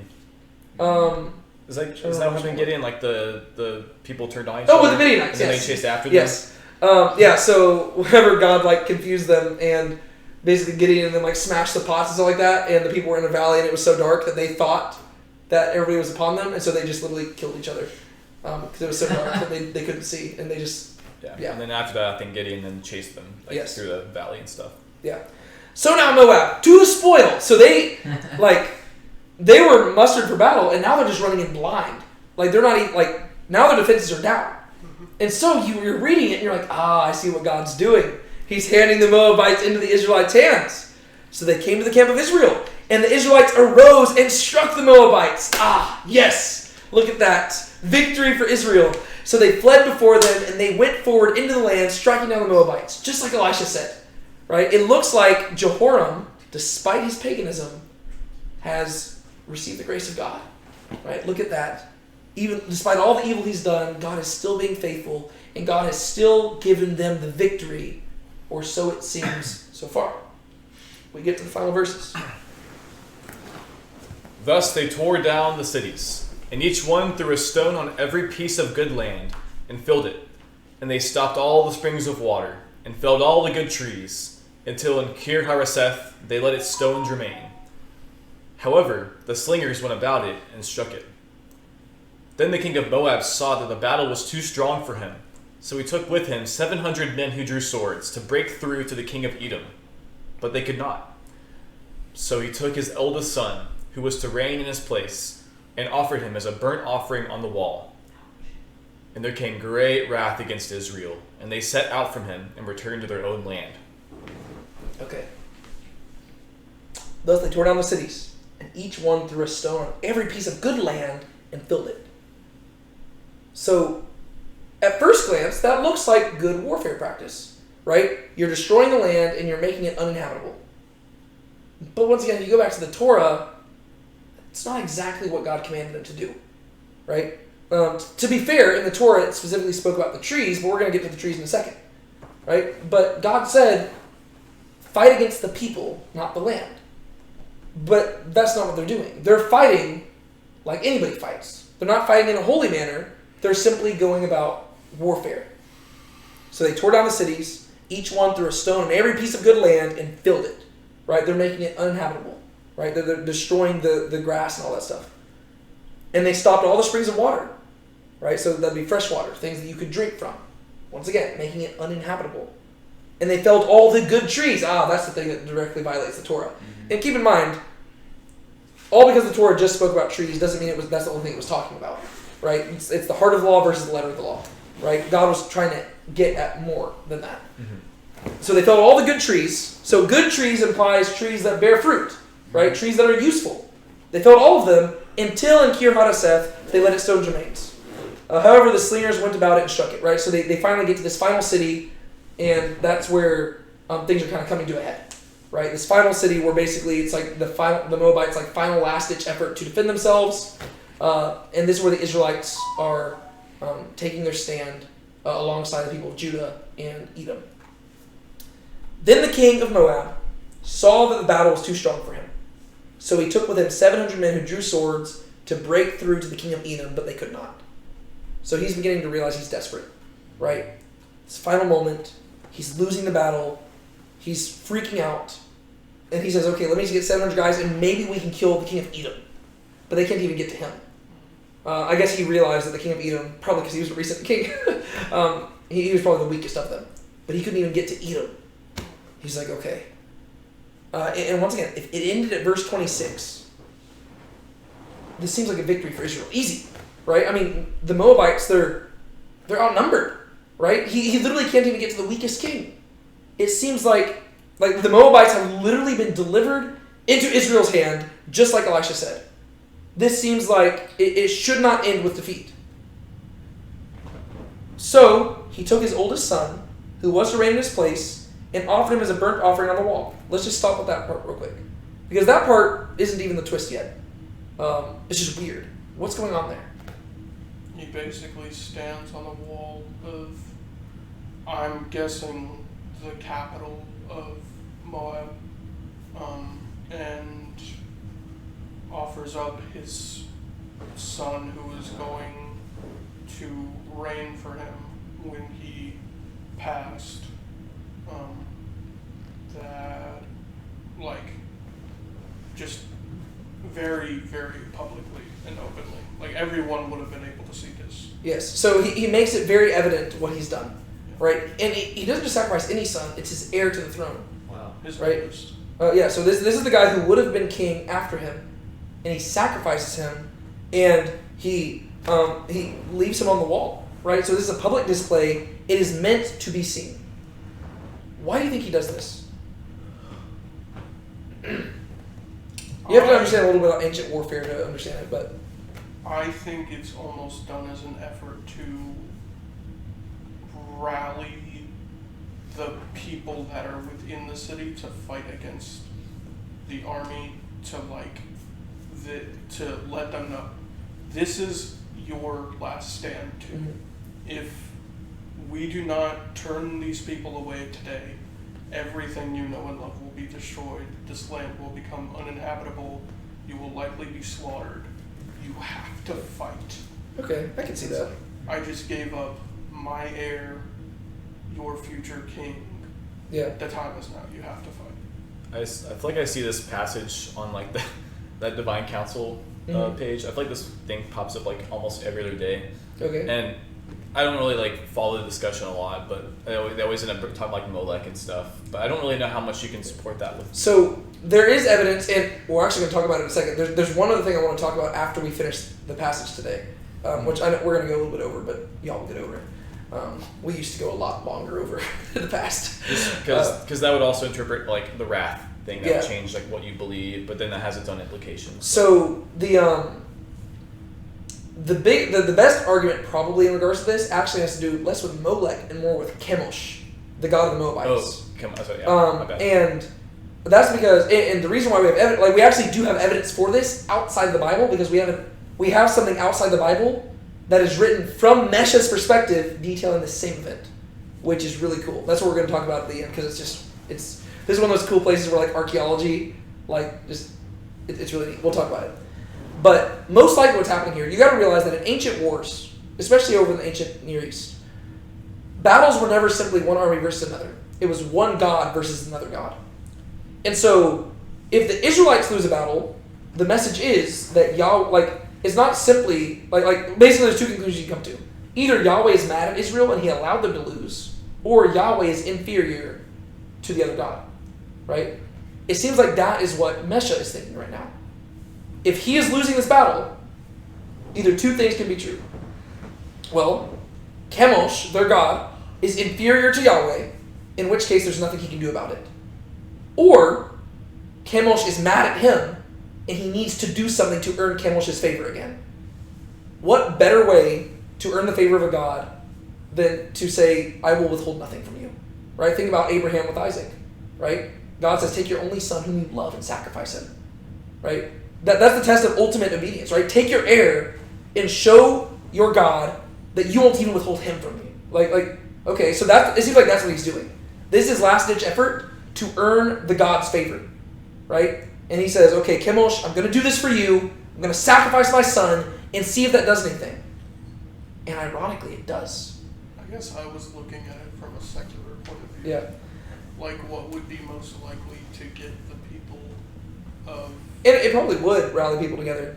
Yeah. But this is where, this is one of those cool things where when you look at the archaeological thing, it actually will, it helps us understand this a little bit better. But that does raise questions in regards to the wrath. Because then it says, so he offers the burnt offering, and then this final verse, this final sentence, is the thing that changes everything. And there came great wrath against Israel, and they set out from him and returned to their own land. So, you would expect, a child, a kid was just sacrificed. We don't know how old he was. He could have been an adult. But a person was sacrificed and hung on a wall. God does not approve of that type of action. So if anything, you would expect the wrath of God to be against the Moabites, and therefore the Israelites have victory over them and totally demolish them. But instead, that's not what happens. Instead, the most unexpected thing happens. It says that there was wrath against Israel, and then Israel, for some reason, unbeknownst to us, they just left. So in the end, Moab doesn't necessarily win, but you can count it as a win because they weren't destroyed. Right? Israel just up and leaves. The battle, they just disband. All right, let's go home. Why would you do that when you're on the verge of victory? It's almost like something happened that's not mentioned in the text that caused them to leave. But the author doesn't explain it that much. But that's because I think the implication is that the events themselves don't matter. It is the wrath that matters. The question becomes, whose wrath is it? Right? Some people think that it's the wrath of Israel. They're so disgusted that Mesha would stoop to such a low level that they're we're not even going to fight against you anymore. That's to me the weakest interpretation, because that doesn't really make sense how it's wrath against Israel. It's just weird.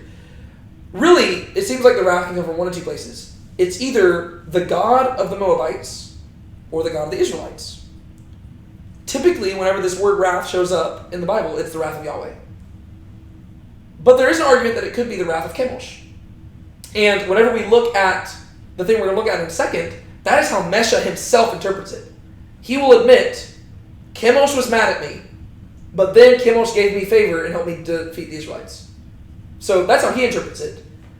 But here's the issue. The author of Kings has made it very clear that he views Yahweh as supreme over all the other gods. And so, even if it was Chemosh's wrath against Israel, that would not allow them to lose. The only way that Israel can lose is what? If Yahweh allows them to lose. And so, really, whether it's Chemosh's wrath or Yahweh's wrath, it still ends up being Yahweh's wrath. Because if Chemosh is mad at them, well, the only reason they're going to lose is if Yahweh allows them to lose, in which case he is wrathful towards them as well. And so I think that's what's being revealed here, is that it's the plot twist to end all plot twists. Because this whole time you thought that God was giving them an unexpected victory and he was showering them with grace. Whereas in reality, he's humiliating them. Right? He is punishing Jehoram and the house of Omri for all of their sin. And he is allowing them to get to this place where they just have an easy victory. And then somebody does something absolutely abominable. And then he gives those people the victory. And he sends the Israelites running home scared. But it doesn't explain why. The only explanation, because if it gave an explanation that said, oh, well, then all of a sudden, Mesha rose up, and it gave all these details, it would distract from the point. The main thing that made them go away is the wrath. And so it seems like it's the wrath of Yahweh, right? God, his favor turned against them, and so they left. You've got, Mesha, he is losing, and the only thing that makes him win is Yahweh turning against his own people. And so, all of a sudden, this story that you thought you recognized becomes a heartbreaking story where you get to realize that God is beginning to hand his people over. And he's beginning to allow them to suffer the consequences of their idolatry. Right? He has been gracious, and he has allowed them to succeed in many places, but he's finally beginning to say, okay, you're going to have to deal with the consequences of your actions. Real quick, let me read a few more things from this commentary. Just one more thought I was thinking. Yeah, go for it. Just because I do think that, like, we've talked before about, like, how Yahweh sometimes whenever the Israelites are disobedient to him, he'll turn to the Gentiles and, like, treat them and, like, he'll give them similar favor that he would give to Israel, but they've rejected him. Kind of like the widow of Zarephath. Yeah. Like how Elijah could have gone to anyone in Israel, but he went to the widow in Zarephath as like an indictment against Israel. I mean, I guess you could argue kind of the same thing here. It's like an indictment against Israel. Yeah. Because he's choosing to show favor to the Moabites. Yeah. Well, and it's so ironic because the Moabites are doing stuff which seems despicable, right? Sacrificing a firstborn. But it's almost like God is honoring that. It's like it's not as bad as what Israel's been doing. Yeah. Yeah, because he's doing, like, this Gentile pagan is just doing what he thinks his God wants, which is more than what the Israelites can say. The Israelites know what their God wants, they're not doing it. Right? And so God's like, okay, fine. And then, once again, you have those Exodus parallels, right? The death of a firstborn spares a nation. Whereas they should have been destroyed. But instead, they are freed, and the Israelites are the ones who were running home to their mom. And so, like it's really interesting. Okay, real quick, let me read this, and then I want to show you the archaeological thing, and then we'll wrap it up.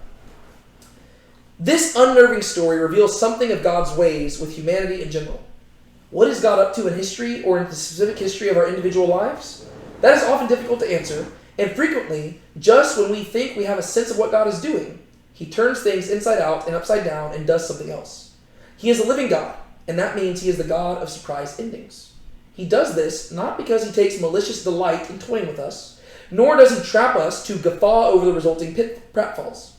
The God of surprises is wholly righteous, wholly good, wholly just, wholly love, wholly light without a shadow of turning. He is faithful with the faithful, but the faithful throughout the centuries testify that God is a God of surprises. God surprises us because we have only the slightest grasp of what is actually going on in history or in our lives.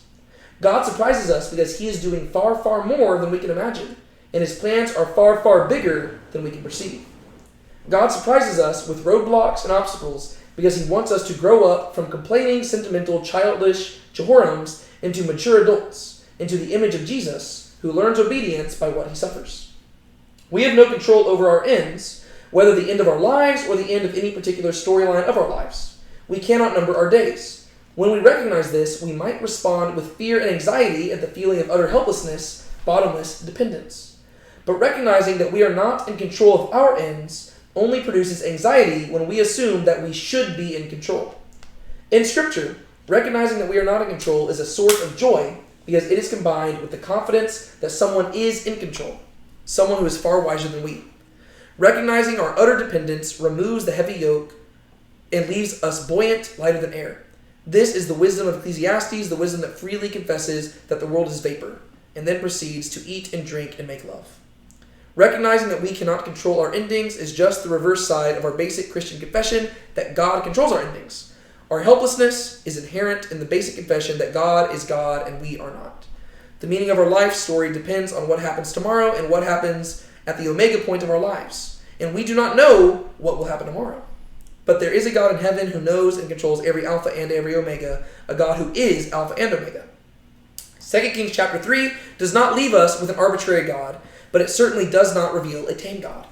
The story leaves us precisely where the whole of Scripture leaves us, utterly dependent upon the God who is sovereign love and sovereign good.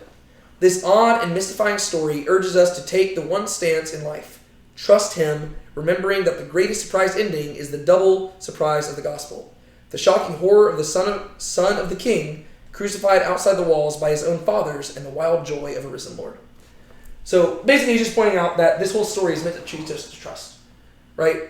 The issue is that nobody throughout the story was trusting God. The person who got closest was Jehoshaphat. Right? I mean, Elisha was, obviously, but we're talking about of the main players in the story. Right? Jehoram, he gave lip service to Yahweh, but he never trusted Yahweh. Right? And so, this was destined to fail, just like Ahab's was destined to fail. Right?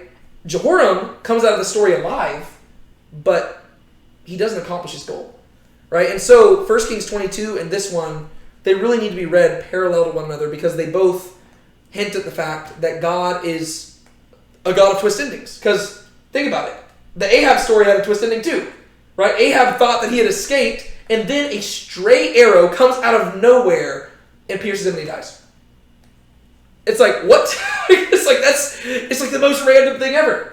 But that's very similar to this, right? So both stories involve people who give lip service to trying to serve Yahweh, but really they're just going about their own personal agendas. And in the end, Yahweh puts them in their place. And so that's what this is all about. Does that make sense? All right, just to wrap this up, let's talk about the Mesha Stele, also known as the Moabite stone. So if you've ever taken an archaeology class dealing with the ancient Near East, you will hear about this thing because it's just one of the coolest archaeological artifacts that we've ever discovered. This is basically this big stone that dates to the 9th century BC, which is the time period that we are currently dealing with, right? So like if you look at this slide, right, the time period we're dealing with is the time period of like in the 850s BC, right? That is the 9th century BC. So this stone literally dates to the time period that we're talking about.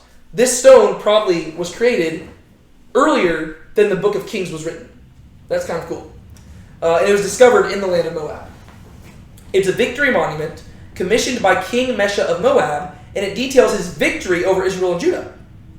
So he views this as a victory, which is interesting because up until verse 26, it was not a victory.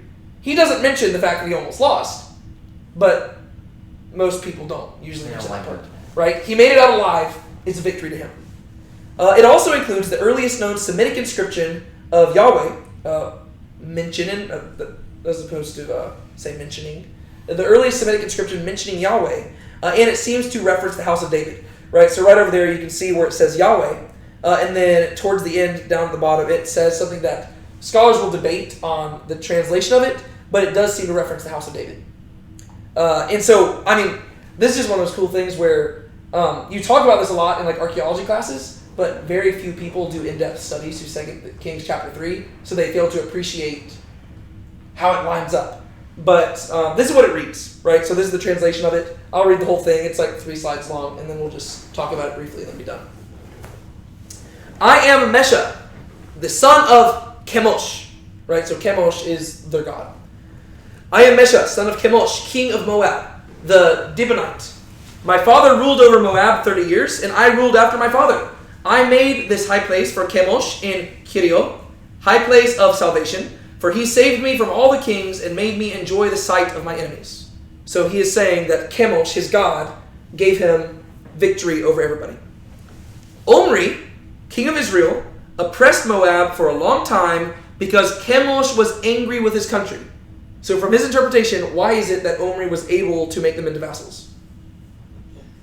He was angry. Because Chemosh was mad, right? So so they're interpreting their relationship with their God very similar to how the Israelites did, right? The only reason we were vassals is because God was mad at us, right? So they thought Chemosh was mad. That is why Omri and Ahab were able to oppress them. His son succeeded him. Who is his son? Ahab, right? So his son Ahab succeeded him, and he also declared, I will oppress Moab. In my days, he declared thus, but I enjoyed his view and that of his house. Israel was destroyed forever. So that's a bit hyperbolic, but the whole point is that they won. Omri had taken possession of the land of Madabah, and he dwelt in it during his days, and during half of my days, his son 40 years. But Chemosh restored it during my days. I built Bel-Meon, and I made a reservoir in it. I built Kiriathaim. So he says that Omri oppressed us, Ahab oppressed us too, but during the reign of his son, I beat him. Which is literally what we read in 2 Kings chapter 3. So that's kind of cool. The men of Gad dwelt in the land of Atarot from ancient times, and the king of Israel had built Atarot. But I fought against the city and took it. I killed the entire population. The city belonged to Chemosh and to Moab, and I brought back from there the hearth altar of the well-beloved, and I installed it before Chemosh in my capital. I settled there the men of Sharon and the men of Maharat. Chemosh said to me, go, take Nebo from Israel. Nebo is the mountain where Moses died, if you remember that story. So he says, go take Nebo from Israel. So we're actually getting to hear about the rebellion that 2 Kings mentioned, right? So we're actually getting to see it play out. I went in the night, and I fought there from dawn until noon. I took it and killed everyone, 7,000 men, boys, women, daughters, and pregnant women, because I devoted it to Ashtar Chemosh. I took from there the hearth altars of Yahweh, and I brought them before Chemosh. So that is the very first extra biblical reference we have to Yahweh outside the Bible. That's kind of neat, right? So he just mentions Yahweh, who he associates with the Israelites. The king of Israel had built Yahaz, and he lived there while fighting against me, but Chemosh drove him out before me. So once again, you see how all the victories that he has, he attributes them to God.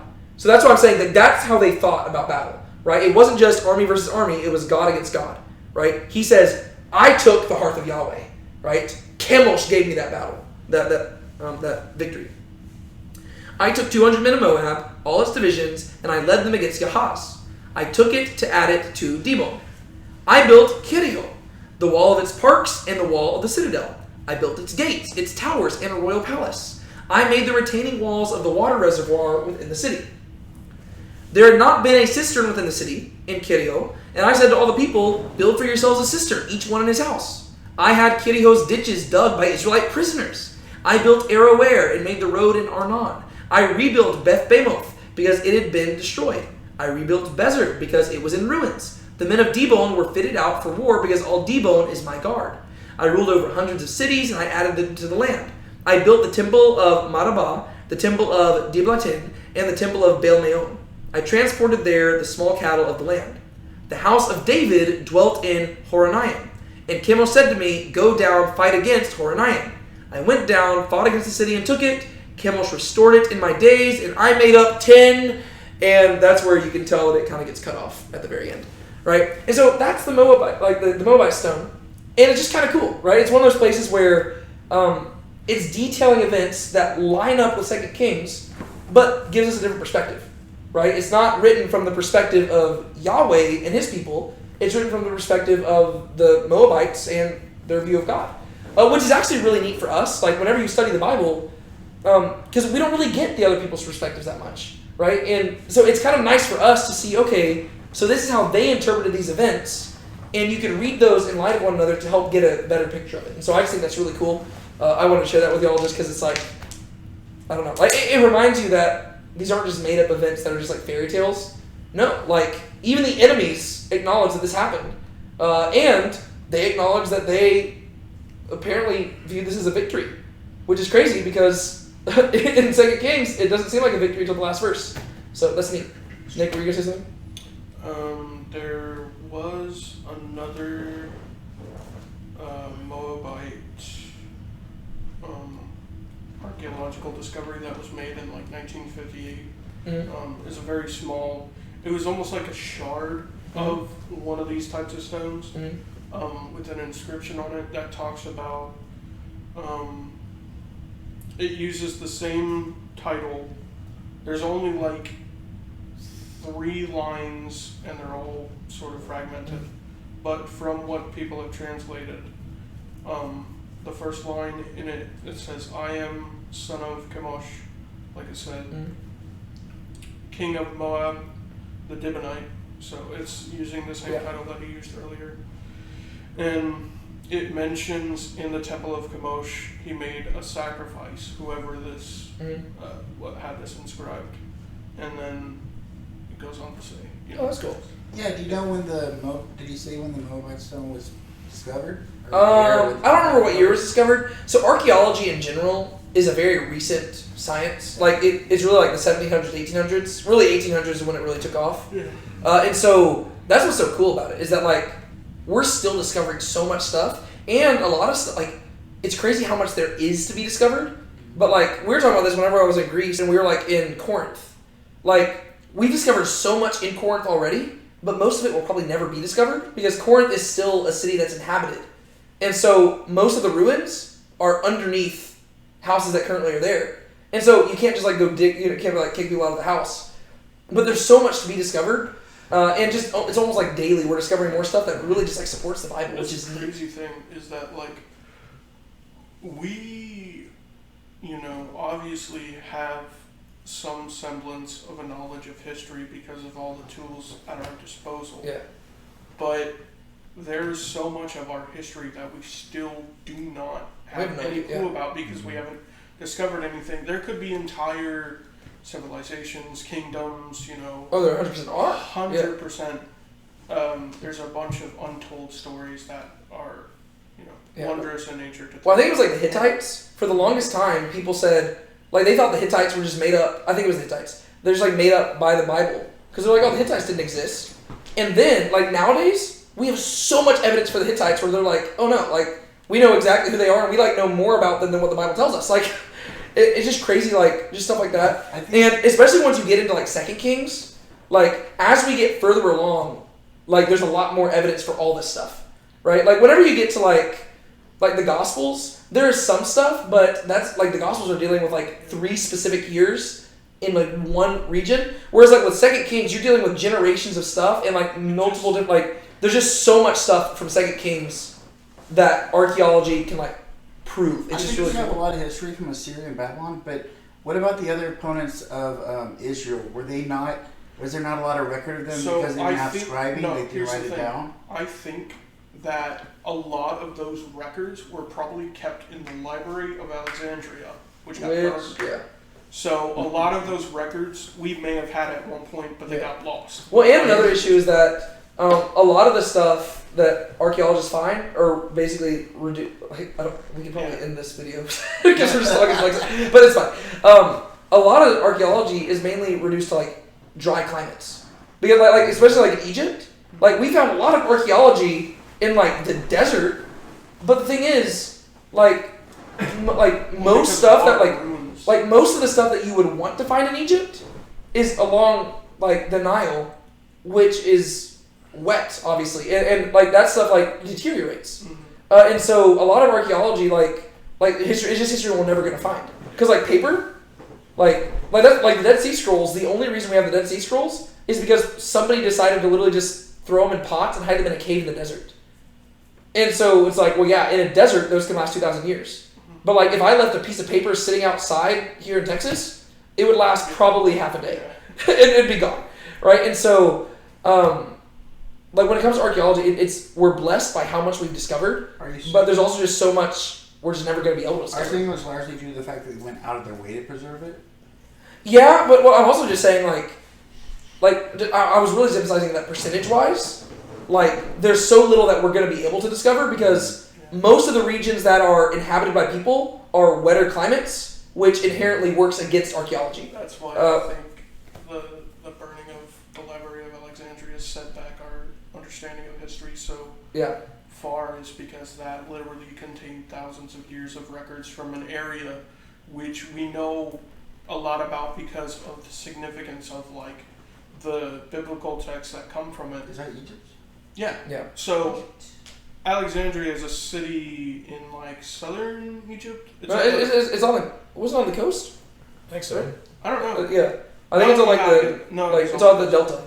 Yeah. So, and because of the fact that Egypt and the region of the Middle East has such a connection for a long time because Egypt was a major power in that region, it obviously would have made sense for a lot of the scholars and the scribes in the region to go study at Alexandria and to learn from the library, take lessons in history from the library, and just read and stuff. Yeah, but there's just so much we're never going to know because, like even when it comes to pyramids and stuff, like, a lot of it we just have to speculate because, I mean, there probably were records where they talked about exactly what the function of everything was, but it's gone. So now we're just like, I don't know, like I would just love to see like an ancient Egyptian like travel to modern time and like we'd be like, so did y'all like how we have like memes, like thousands of years from now somebody's gonna like look at our memes and be like, oh, so this was actually like a religion that surrounded about like it's like, no, it wasn't, it was a joke. Like there's got to be so many things like that in history where we just like our lack of information causes us to misunderstand things. But the cool thing, sorry to just bring it back to this so we can wrap it up. After we finish, like turn off the video, we can just like rant about this. But to bring it back to this, throughout 2 Kings, I'll try to highlight things like this, just because there's so much evidence that we have that's just like corroborating, right? It's not directly supporting, because some of the stuff is like hyper specific where you wouldn't expect to find stuff like that. But this is just like cool. Like it's like, oh, we get a report about the same battle and set of battles, but written from the enemy in the story. And it actually helps us interpret it. Because whenever you just read 2 Kings by itself, you're like, okay, but you can kind of make some logical jumps to come to conclusions, but then you read this side by side, you're like, oh, okay, that's true, right? Like, so you're trying to figure out, well, why would he have sacrificed his son? And you're like, you can kind of speculate, I don't know, maybe he's trying to appease a god. And then you read this and you're like, oh yes, this is a guy who 100% was trying to appease a god in everything he did. And so you're able to tie them together. You're like, okay, like it fleshes it out and makes more sense. I don't know how much you want to dive into this part of it, but some people have interpreted that line about the sacrifice of the son actually being the son of the Edomite king, which he stole when he tried to. I saw that. I didn't the reason I didn't mention it is because I had a tough time getting that from the text, because the whole thing was emphasizing that he couldn't get to him. I feel like that's more a scholarly explanation, like I was doing earlier with. Yeah, you'd probably have to dive more into the specific Hebrew and see if there's a way to justify it textually speaking. It also, from a perspective, would be like, okay, what's the best way to get the Edomites to leave this battle? And it would be probably to sacrifice the son of their king. Yeah. But from a divine perspective, that wouldn't have really affected Chemosh, unless he really just wanted to see the son of the Edomites burn. Yeah. He's like, yeah.